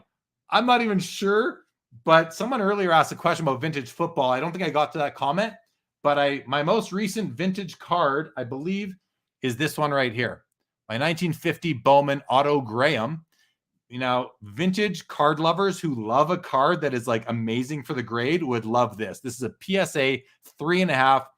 Looks like a 7. Can't find anything wrong with it. Bought it at the Toronto Expo. The seller was so disappointed with the grade, thought it was going to come back a 7, came back at 3.5, sold it to me for the high-end 3.5 price. I was more than happy to pay it, and I just think it's a beautiful piece of art, and I love it, and I'd rather have this than a game-worn jersey. Just to tie in an earlier comment. Foul 5-ball, also called Jeremy, says, Jeremy Lee is a great meet. I'm a great meet at a card show. Thank you. He is super tall, so don't be intimidated by his height. You can't miss him. So please say hello to me at a card at the National, everybody. Hello, name Indigenous Rookie Cards. Great to see you. Hola, Vanessa Walsh. Decoy says, thanks for answering anyways. Easy one. How would you feel about all-time Future Watch auto patch card? Ooh, Decoy cards. I mean, I would really like those. I would really like those. And I think that they're probably coming. I think that would be the logical next step for Upper Deck in the SP Authentic line, or the next time they put out an all-time signature edition type of product. So yeah, really like that idea, Decoy. What do you think, Decoy? How do you like that? Yeah, you like it. I can see in that emoticon right there. Jim says, my buddy that's opening a shop here in town, and I will be at the National the last 2 days. Yeah, come say hello for sure. I'll be there the whole time, like Tuesday night through Sunday night. So definitely come say hello. Dan Chase, when is tag grading the 90s? By the end of the year, Dan, tag. I've been informed that tag will be taking back to 1989 by the end of this year. So I'm so hyped for that. CC, my thoughts on Gretzky 79 O-Pee-Chee Topps versus Sportscaster. Yeah, I have no interest in the Sportscaster, CC, like zero. Don't like the looks of it. Don't like the size of it. Never owned one. Don't think I ever will. It's not even close to me. That said, people do like the Sportscaster. That's fine. I love Indian and Mexican food. My wife doesn't like to eat it. It's fine. She doesn't have to. Same sort of thing. Foul 5-ball before tag the junk slab era. maybe we'll see. Ryan Roddy, do I collect any game-worn jerseys? I have 2 pieces of game-worn memorabilia. I have some sticks too, but they're literally stuck away in my furnace room, never seeing the light of day. It's like, I don't know why I keep them, but I have them.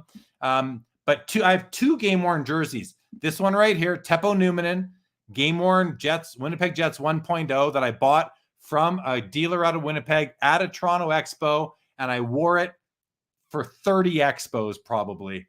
And the other piece is this right here. These are game-worn Teemu Selanne gloves from his days in Winnipeg, and bought them from a guy in Winnipeg, and love those. But that's it. That's all I have for game-worn memorabilia.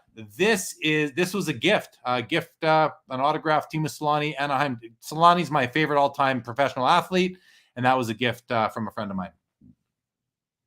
Stukes, what booth will have the best vintage hockey at the National? I don't know, but ask me when you see me there, and I should know by then because I'll have walked the room.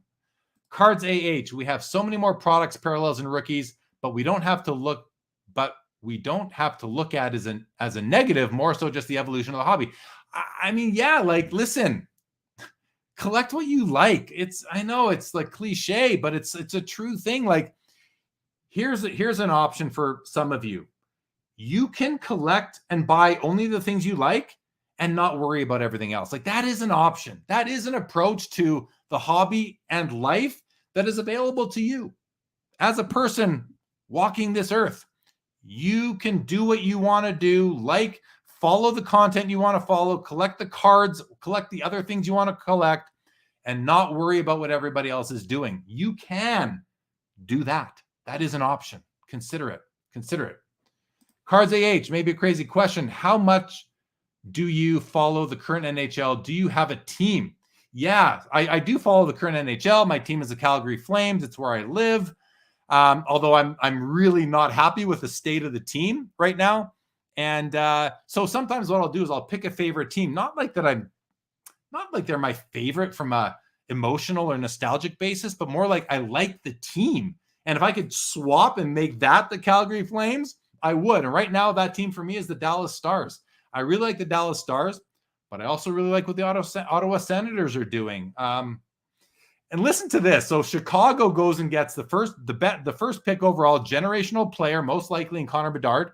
And then I thought to myself, well, they're going to have to build around him. And they've done that. They went and got Taylor Hall, who was almost as hyped as Connor Bedard was in his rookie year. Not quite, but almost.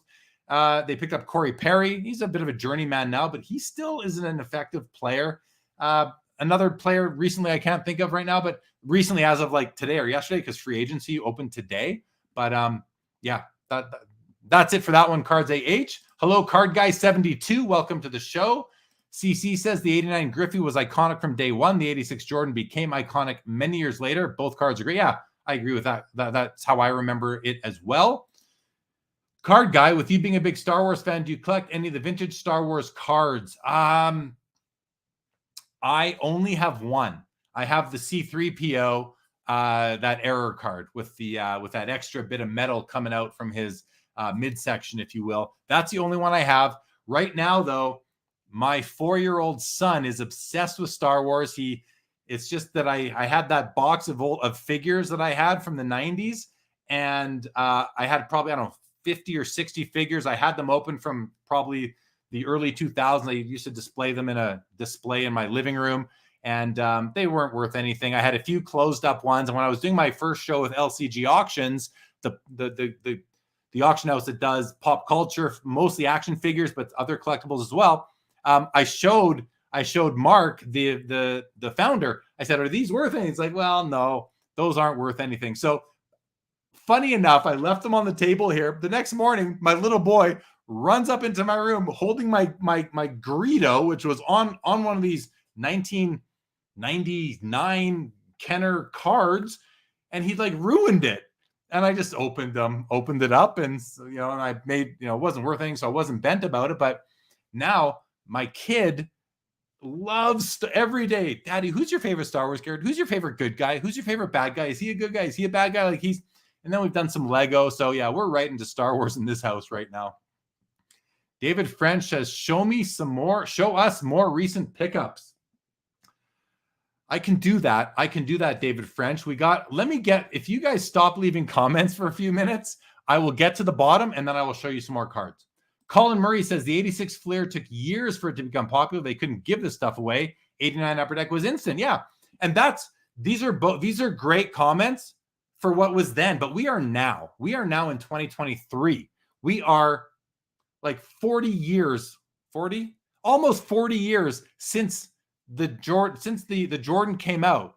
And so what happened then is great, makes sense, but it's different now. It's just different now. And it's almost like what was then doesn't matter as much anymore, I would say. Yeah, just got to get rid of this guy because he's spamming us, not hobby related at all. Decoy says, I would love it, but my wallet isn't up to it. Isn't that the case? Beavis Cards, good evening to you. Saw your post about shill bidding. What's one thing you would like eBay to do to help eliminate this problem?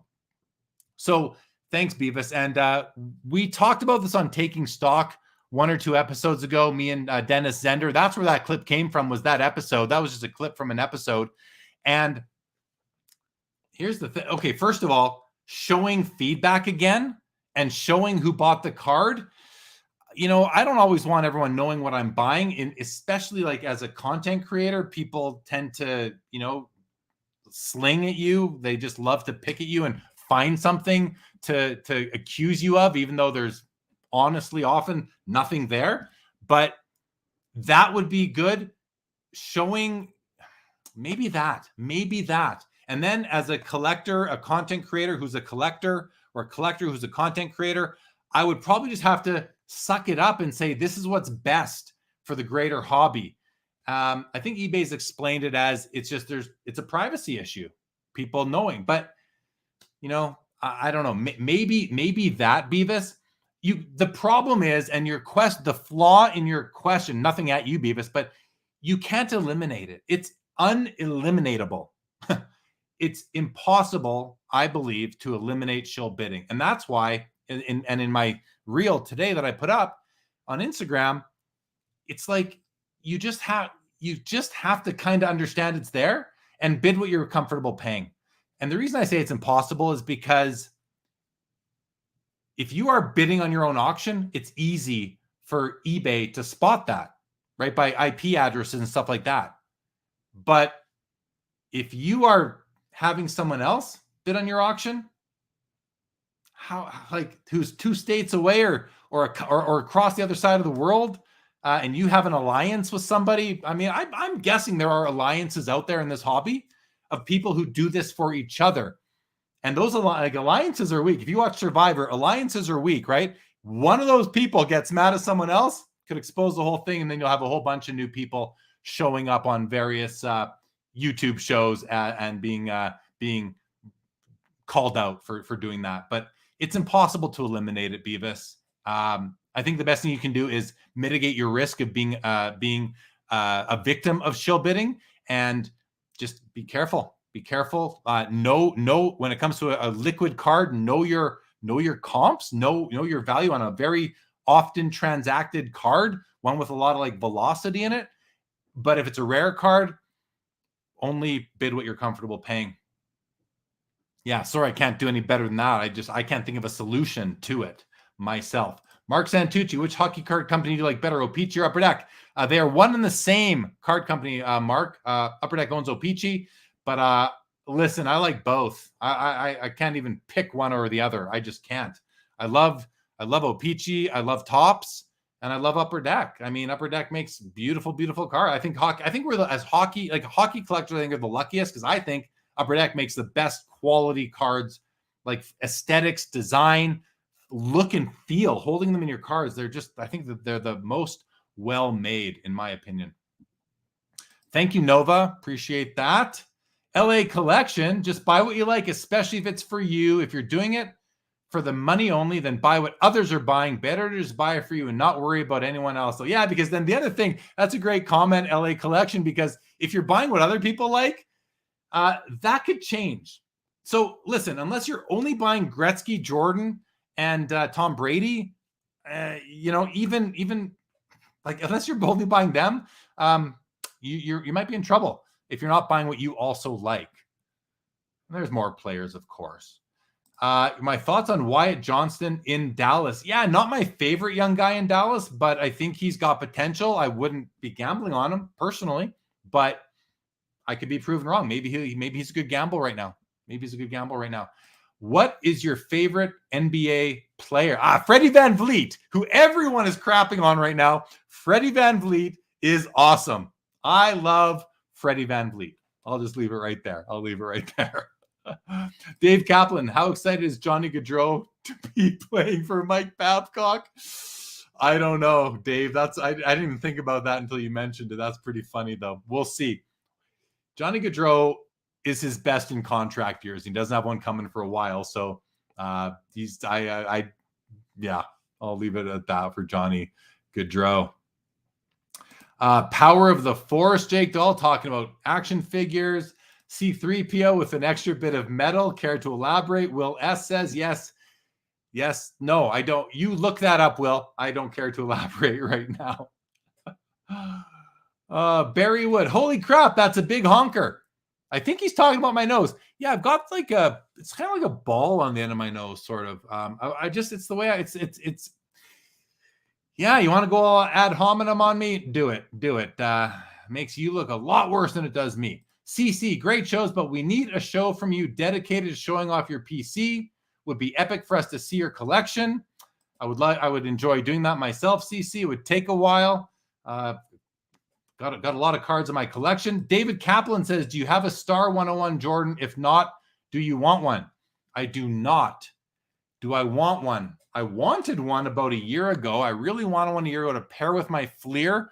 I feel right now, though, and I was caught up in the hype. PSA started grading them, and I thought, well, and what I love about the Star 101 is that it's like the only card where he's in a defensive position, grabbing a rebound. I think that's really cool. I do like the card. But it's not like going into this national 3 weeks from now. It's not a card that I'm going there thinking I might pick up. I would rather be picking up some of these second-year baseball cards. That's kind of where my heart. But listen, I give myself permission to change my mind on these things. Like right now, that's what I want. But 3 weeks from now, I might be more focused on something else. We'll see. I allow myself to not be kind of just trapped into one thing. I don't want to paint myself into a corner. I want to be nimble and able to buy a card that might just strike me. Like these Gallery of Heroes. I didn't really know about them before. I was at the local card show here, our local monthly, and I saw a Ray Allen. He had the Ray Allen, and I believe he also had the Peyton Manning sitting on his table, like $30-$40 each. I'm like, those are awesome. Those are beautiful. I held it up to the light. The light shines through them. I mean, I was like, I think I'm going to buy them. So I bought them off the guy. Then I go and I look for more. And, again, I am prone to finding something new in this hobby that I like and will collect. That's been my life story, my hobby story over 40 years in this hobby. And I still find new things to collect. Dave Kaplan, regarding shill bidding, I could not sell Alexis Lafreniere's rookie card last time I tried. The shills kept winning it and then not paying. Yeah, that's too bad. That's too bad. That shill bidding is rampant, but it is. Kevin K, what about automatic charge if on eBay offers and win bids, your card gets charged immediately? I love that, actually. I love that idea.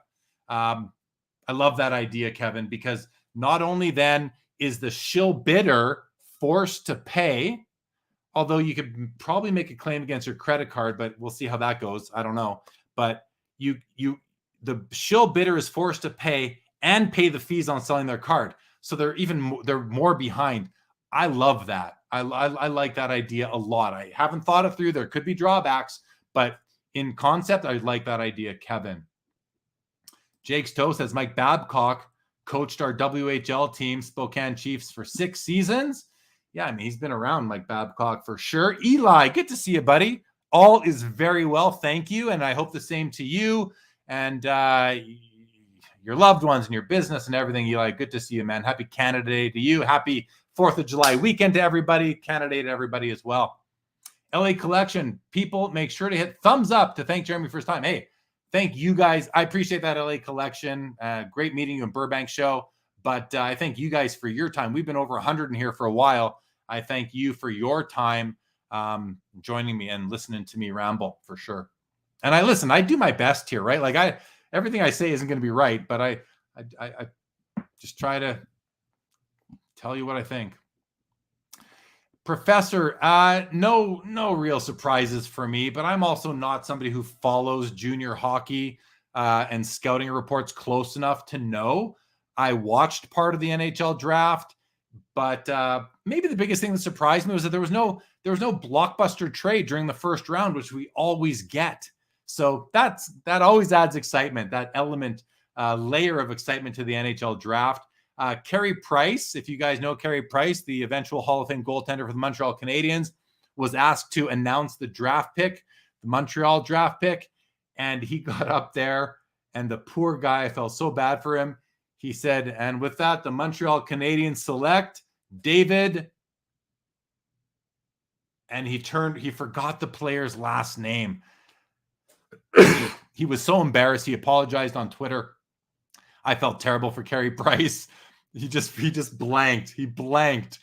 Oh, it was sad. It was sad. So there was that. Look that up if you want to watch it. But Poor guy. Facebook user says the star cards remind me of the Sportcaster. Well, there are oversized star cards as well. I don't know if that's what you're talking about, but those do exist as well. Jay asks, will Tag ever grade or authenticate custom art cards? Jay, I do believe Tag will authenticate custom art cards. I'm almost certain of that because I've been involved in some discussions, with some artists and with Tag. As far as grading, I'm not sure about that, but authenticating, I'm like 99% certain the answer is yes. Jonathan Allen says eBay offers automatic payment, but they warn that it will affect your sales. Yeah, but good. Like, I don't say, yeah, it'll affect your sales. But if everybody did it, maybe we'd find a new way in the hobby. Jake's Toast has been listening to this in the background while ripping a box of 22 Stadium Club Chrome. No biggie. Good luck with your breaking, Jake's Toe. Always wish everybody good luck with their breaks. Roginaldo says it's a tough market out there for millennials to buy their first home. What advice do you have?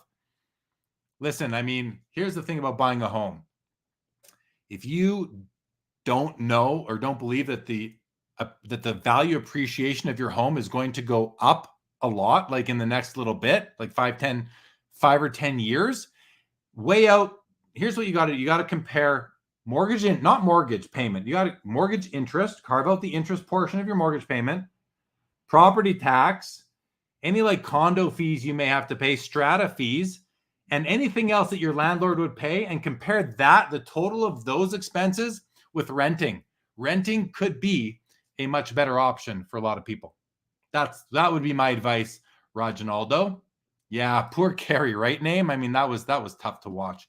Hobby Champ says immediate payment after auctions won't work because it would immensely lessen bidding overall. Future money creates bids. Bidding isn't buying, which creates more. Yeah, I think it's for the winner.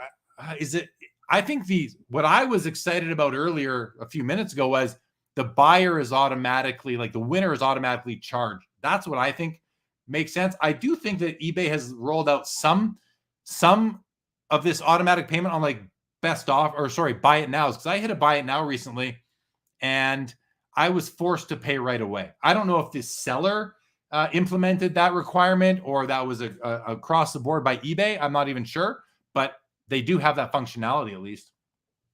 Professor says, what does the hobby think about the collectability of Connor Bedard junior hockey cards? I don't know what the hobby thinks, Professor, but be careful. As soon as those NHL cards come out, those junior cards become a thought of the past. That's where I'm at on it. Will S says, Neo brought up that automatic CC charge for eBay to deter shilling a year ago makes too much sense. I like it. Eli says, top priority this year's National. Would love to attend, but my work schedule probably won't allow it. For me, find some cards I'm not expecting to find. Meet more people, make more friendships, build relationships. I'm going to be there representing Tag. I'll be at the Tag booth quite a bit. I'll be walking the floor here and there and just enjoy from wake to sleep because it's such a fun week and there's lots to do throughout the day and the night. And I just can't wait. What's up, Alex? Good to see you, buddy. Aries Nunez says, I bought a house, but now I have no money for cards. Don't do it. There you go. House poor, card poor.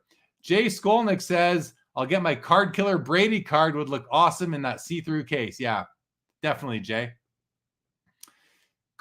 Jake's toe. Also think about paying for maintenance. Paying maintenance. I mean, I've had some of those heavy bills for me in the past couple of years. So always factor in a monthly amount for maintenance fees, because you can get slapped with a $10,000 bill one year, and if you spread that out over 12 months, now you're $800 a month on top of your property tax, your mortgage interest, your whatever other fees you might have to pay. So consider it. Dave Kaplan, thoughts on this year's OPG Platinum regarding Carey Price. You had one job, yeah. I haven't seen much of this year's Platinum, Dave. I'm gonna let it simmer a little bit before I jump in and pick up some cards. The professor says Neo showed an example of how they felt they were shill bid. 2 bidders with 0 feedback on their eBay profile bid. Yeah, that's a very common way of looking at identify, but it's not foolproof. It's not foolproof. There are new buyers on eBay all the time. Ryan Roddy, what is one card you would like to own that you've never had before? There's a couple, Ryan. There's a couple. So I've never owned a T206 Ty Cobb, and I've never owned a 1933 Lou Gehrig. Those are the top of my want list right now for vintage. But something else just really recently, I get inspired a lot by other collectors, and my friend Matty C on Instagram recently showed off his Joe Jackson 1915 Cracker Jack. My God, would I love to own one of those. So I'm adding that to my list of cards I'll probably never own, but boy, would I love to have one of those for sure. For sure. Yankees fan says, what about building a house of cards? Well, that's the thing. At the end of the day, with all of our cards, guys, you can't eat them. You can't live in them. You can't wear them for warmth. They do not serve any of our basic needs as human beings walking this earth. They are purely a luxury good. That's all they are. They have no inherent value, none whatsoever. Their inherent value isn't inherent value. It's nostalgic value. And I think there is value there because we are a society that likes to have something to root for and cheer for and watch and take part in and feel like we're a part of it.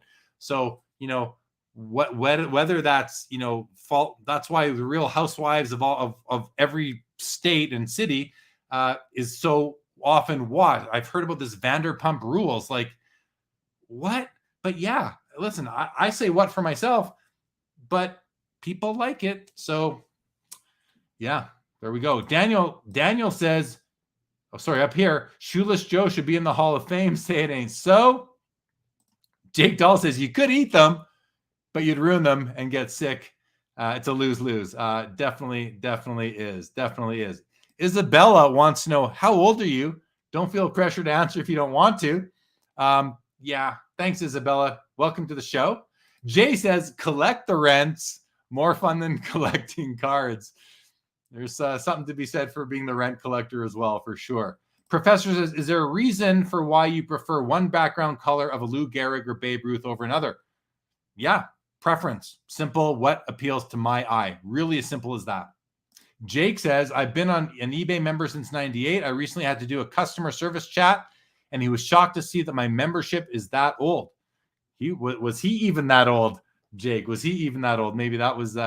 And I mean, I don't know when eBay first came on the scene, but my registration date was December 1999, something like that. Isabel wants to know, who's my favorite soccer team? That would be my son's soccer team, the Tigers. That's my favorite soccer. I'm not a soccer fan, Isabella. But thanks for asking. Ray Ginaldo, you're welcome. Oh, I'm at the bottom of the comments. Wow.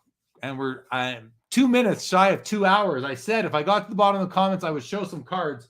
So I actually, in the interest of end of year, being able to do like a top pickups of 2023 video or Instagram post, I have been keeping all my pickups separate. I'm not mixing them into where they would go, into the boxes that they would go into within my collection. They are segregated so that I can actually go through at the end of this year and say, okay, here's all my 2023 pickups. Which ones are my favorites? So I do have all of my 2023 pickups sitting here beside me pretty much. And I can show you some of them. Maybe I'll go in no specific order. Basically, I have a stack of graded and I have a stack of raw. And yeah, those are not this year's. Those were out for last week with Robbie Pastry. Isabella, I do not play Pokemon. But if my kids want to get into it one day, I'm sure I will. So, all right.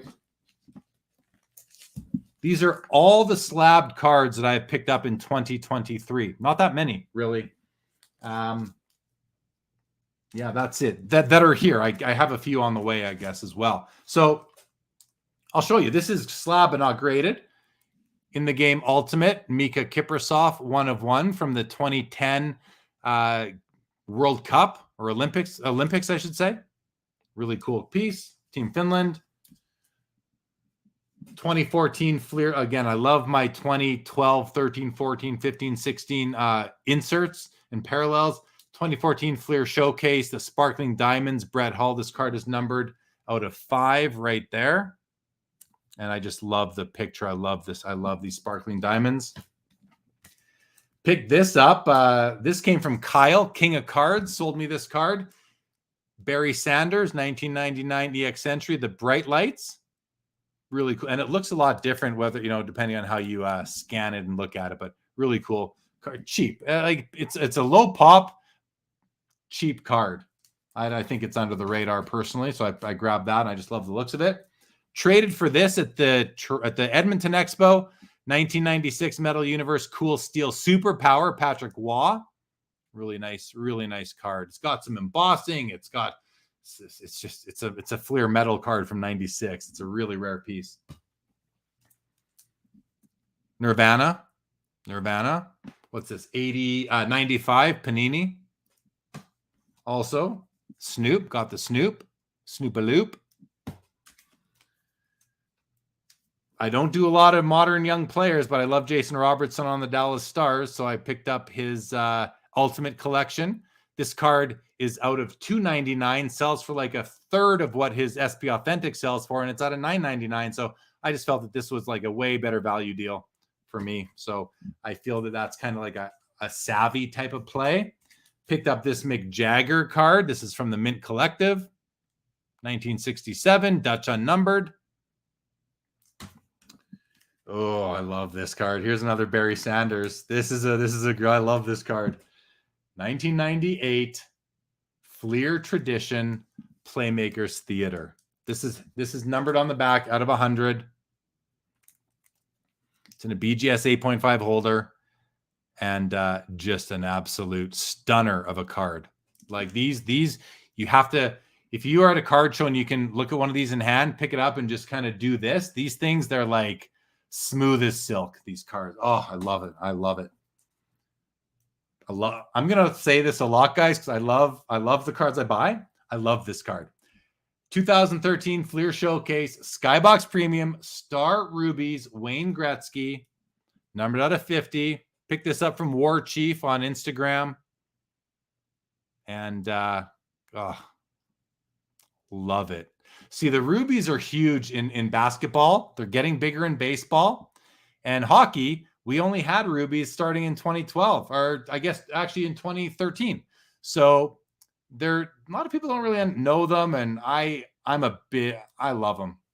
But I got to be careful how much I say I love something before I start getting accused of things. So, but I do love the card. And then I showed you the Robin earlier, which I picked up this year. This card I picked up a year or two ago, but I love this Batman and Robin pairing.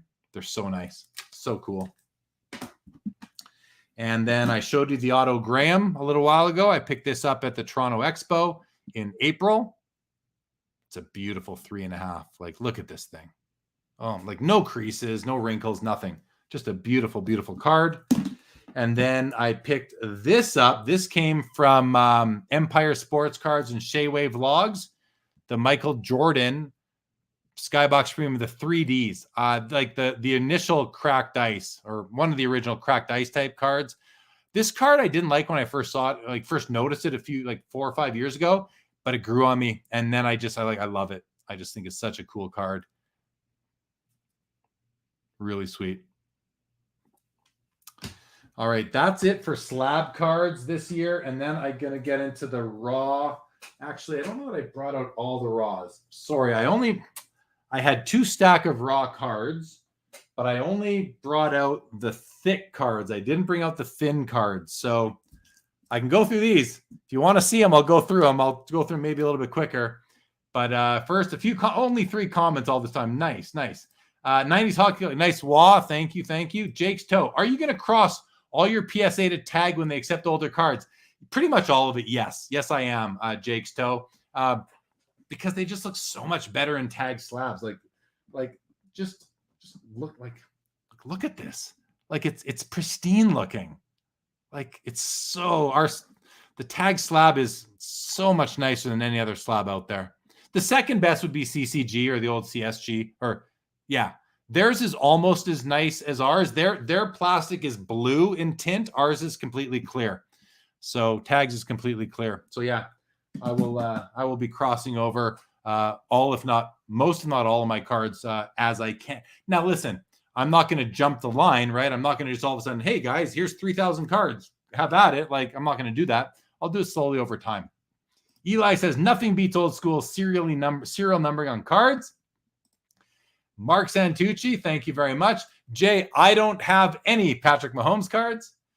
Name, awesome pickups. Let's see the rest. Okay, Robert R. Yes, please. David Kaplan, I do not own any Ohtani cards.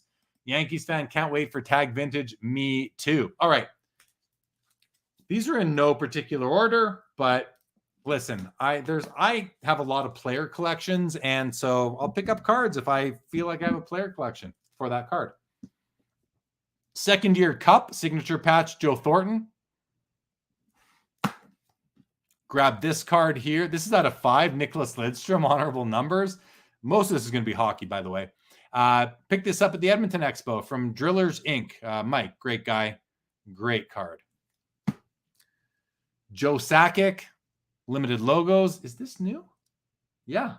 Oh, yeah. I got this at the Edmonton Expo as well. Sakic limited logos. This is from the Edmonton Expo. This is Upper Deck Black.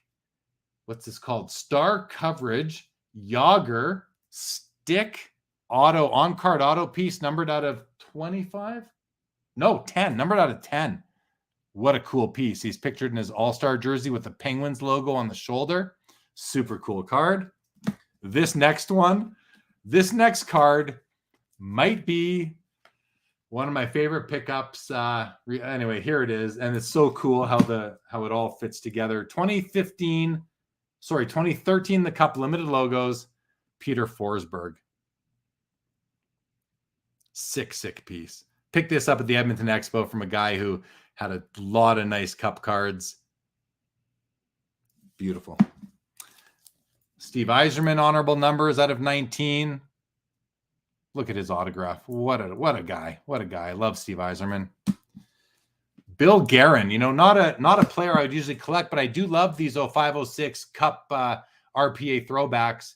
And now it's cheap, so I grabbed it because I do have a little stack of these cards from this set going on right now. Grant Fuhr, beautiful Grant Fuhr honorable numbers piece out of 31.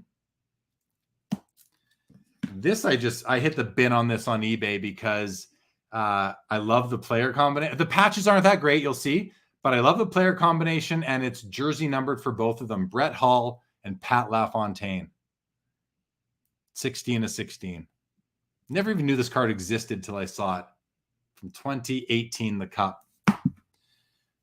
Bought this at the Toronto Expo, I believe. Yes, Matt Sundin signature patch from 2013, the Cup. Short print out of 25. Peter Forsberg. Emblems of endorsement out of 15. Beautiful card. My guy, Jeremy Roenick.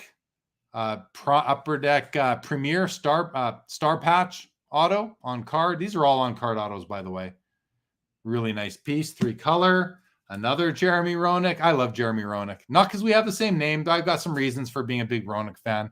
This is out of 10. I also have a Gretzky and a Howard Chuck from this set. Another Jeremy Roenick. Emblems of endorsement out of 15. All-star piece. Steven Stamkos, exquisite RPA throwback to 07 basketball, numbered out of 25. Really nice card. I'm not going to buy cards if I don't think they're nice. Bought this at the Burbank show. Earlier this year. 10 of 10 Crosby limited auto patch from SP Authentic. Another one of these Cup throwbacks. Mike Gartner. Listen, I don't have any Mike Gartner cards, so this is probably the best card I could get from Mike Gartner. That isn't like a property of or shield card. I'm not a shield collector. I don't own one. One time I had one in my PC, but it wasn't like it was a promo card, like a card show card sort of thing. Alex Ovechkin, big playmakers. These are cool. These are from 2007, and they're tough to find. There's a jersey parallel and then the patch parallel out of 10. I think I grabbed this. I think maybe on ComC. I'm not sure. Barry Sanders, 05 Ultimate, I think. 05 Ultimate game used jersey. Nice 3-color piece out of 50. I have a Brady, so nice to pair those together. So there's a non-hockey. Pavel Bure, nice remnant stick card out of Enshrined. Is that what it's called? No. Ingrained. So I've got about 5 or 6 of these ingrained cards, and this is just a nice one. Picked this up. Did this with the guy, my buddy Sam, who I was hanging out with me at the Expo at my booth. We did a deal at the end of the show, and I got this in the trade. Bought this at the Edmonton Expo, Patrice Bergeron. I collect these. This is a cup base parallel. It's the patch parallel version out of 8. I've been collecting these from 05. I think I'm up to 325 of these cup base patch parallels from all the different years. There's one year I have none from. I think it's like 2013 or 2013 for sure. I don't have any from 2013, but I got like several from all the other years. And this was like a beauty sitting in a great guy's showcase at the Edmonton Expo. And we made a deal on it. Here's another one from that same sort of set, but a different year. Henrik Zetterberg, a beautiful. And I just yesterday, I think, bought the Pavel Datsyuk from 07, a nice 2-color feather piece. Another one. These are all together. So the rest of them are these types of cards. Here's some 06s. Simon Gagne, Teemu Selanne, my favorite guy. Patrick Waugh, Guy Lafleur. This is all second-year cup base pattern. Not my favorite aesthetically, but something about them, second-year cup. They're already almost 20 years old. Martin Brodeur. And then from the first year, here, we'll do these. I'll save the first-year cup for the end. These are from, this is from 2008. Brian Leach, jersey numbered even, 2 of 10. And then Daniel Sedin from 2015. Nice 4-color, I believe. And then from the first year cup, 2005, I picked up a Ron Hextall. Someone said this is their favorite player, Tony Esposito. Danny Heatley. This guy was a stud back in the day, had a terrible car accident. One of his teammates was killed, Dan Snyder, in that accident, and Danny's career was never the same after that, unfortunately. And then maybe my favorite one from the stack, the jersey numbered first year Teemu Selanne, 8 of 10. Now he wore 13 as well, but what is he pictured? I didn't know he ever wore 13 on that. I knew he wore 13 in Winnipeg. I didn't know he ever wore 13 in Anaheim, but I guess he did. Anyway, pictured in 13, but his jersey number is 8 for most of his career. And that's it, guys. Those are my 2023 pickups that I have out right now on my desk. All right, back to the comments. Hope I didn't put anybody to sleep with all that. Stukes, thank you, Stuke. Michael says, when will tag grade thicker cards and die cut? Oh man, as soon as I don't know on those ones. I mean, I'm hoping really soon. I know that the mold for the thicker card is like in process. When that will happen, I don't know, Michael. I'm sorry, I just can't answer. I know we're going back to 89 by the end of this year. So hopefully in 2024, we are going to be able to do thicker cards, die cuts, that kind of thing. Daniel A., I'm glad you enjoyed these shows. Good to see you. Mark, I might have his rookie card. I don't even remember if I still have the Gartner rookie. Facebook user, hello. I'll check after to see who you were, but thanks for saying hello. Mark Santucci, I like the Waugh, but he's in the wrong jersey. I do like Guy Lafleur and Brian Leach. I'm glad you enjoyed that 90s hockey collector. Mark, Eli, my Instagram handle, jlee_sportscardslive. It's you should see it right now under my name, Eli, right under my name right now. Name, thanks for coming by. Already looking great halfway through the year. Some sick cards. Thank you very much. Reginaldo, when is McGillney? I know. He should have this year. McGillney needs to be in the Hall of Fame. It's the Hall of Fake until he's in there. He has to be in, I believe. Nice Hextall. And yeah, forgot about the Snyder tragedy. It was a tragedy. It was very, very sad. Very sad. All right, guys. Well, we are 2 hours and 15 minutes into what's been a really fun episode. Thank you to Leighton for coming in and for supporting the channel. Thank you to Veriswap. Thank you to Center Stage App. Of course, thank you to all of you in the chat, as always. Thank you for your questions tonight. Thank you to the people that tried to get me tonight. Thank you for trying to get me, because you just can't. I sleep very well at night. Don't worry about that. Anything else? I'll give it another minute here for any final comments or a few seconds. But if not, we're going to wrap this up. I'll be back tomorrow night with Seth Allison. Will be filling in for Josh Madigan on the PWCC Hockey Weekly Auction Ending Watch Party, 9:30 Eastern tomorrow. And then Tuesday, Taking Stock with Dennis Zender. And I do believe our topic is going to be group breaking. We will be taking stock of group breaking with you, the chat, going through the issues with group breaking, the good, the bad. Is it here to stay? Is it what's happening with Fanatics? All these things. We can talk about it all. And I'm not going to have all the answers, but I'm certainly interested in having that discussion. Thank you, Mark Santucci. I appreciate the 5-star show review. With that, everybody, have a great rest of your evening. Happy 4th of July to all of my American friends out there. Happy 4th of July. Happy Canada Day to fellow Canadians. And with that, this episode of Sports Cards Live is now over. Thank you, everybody.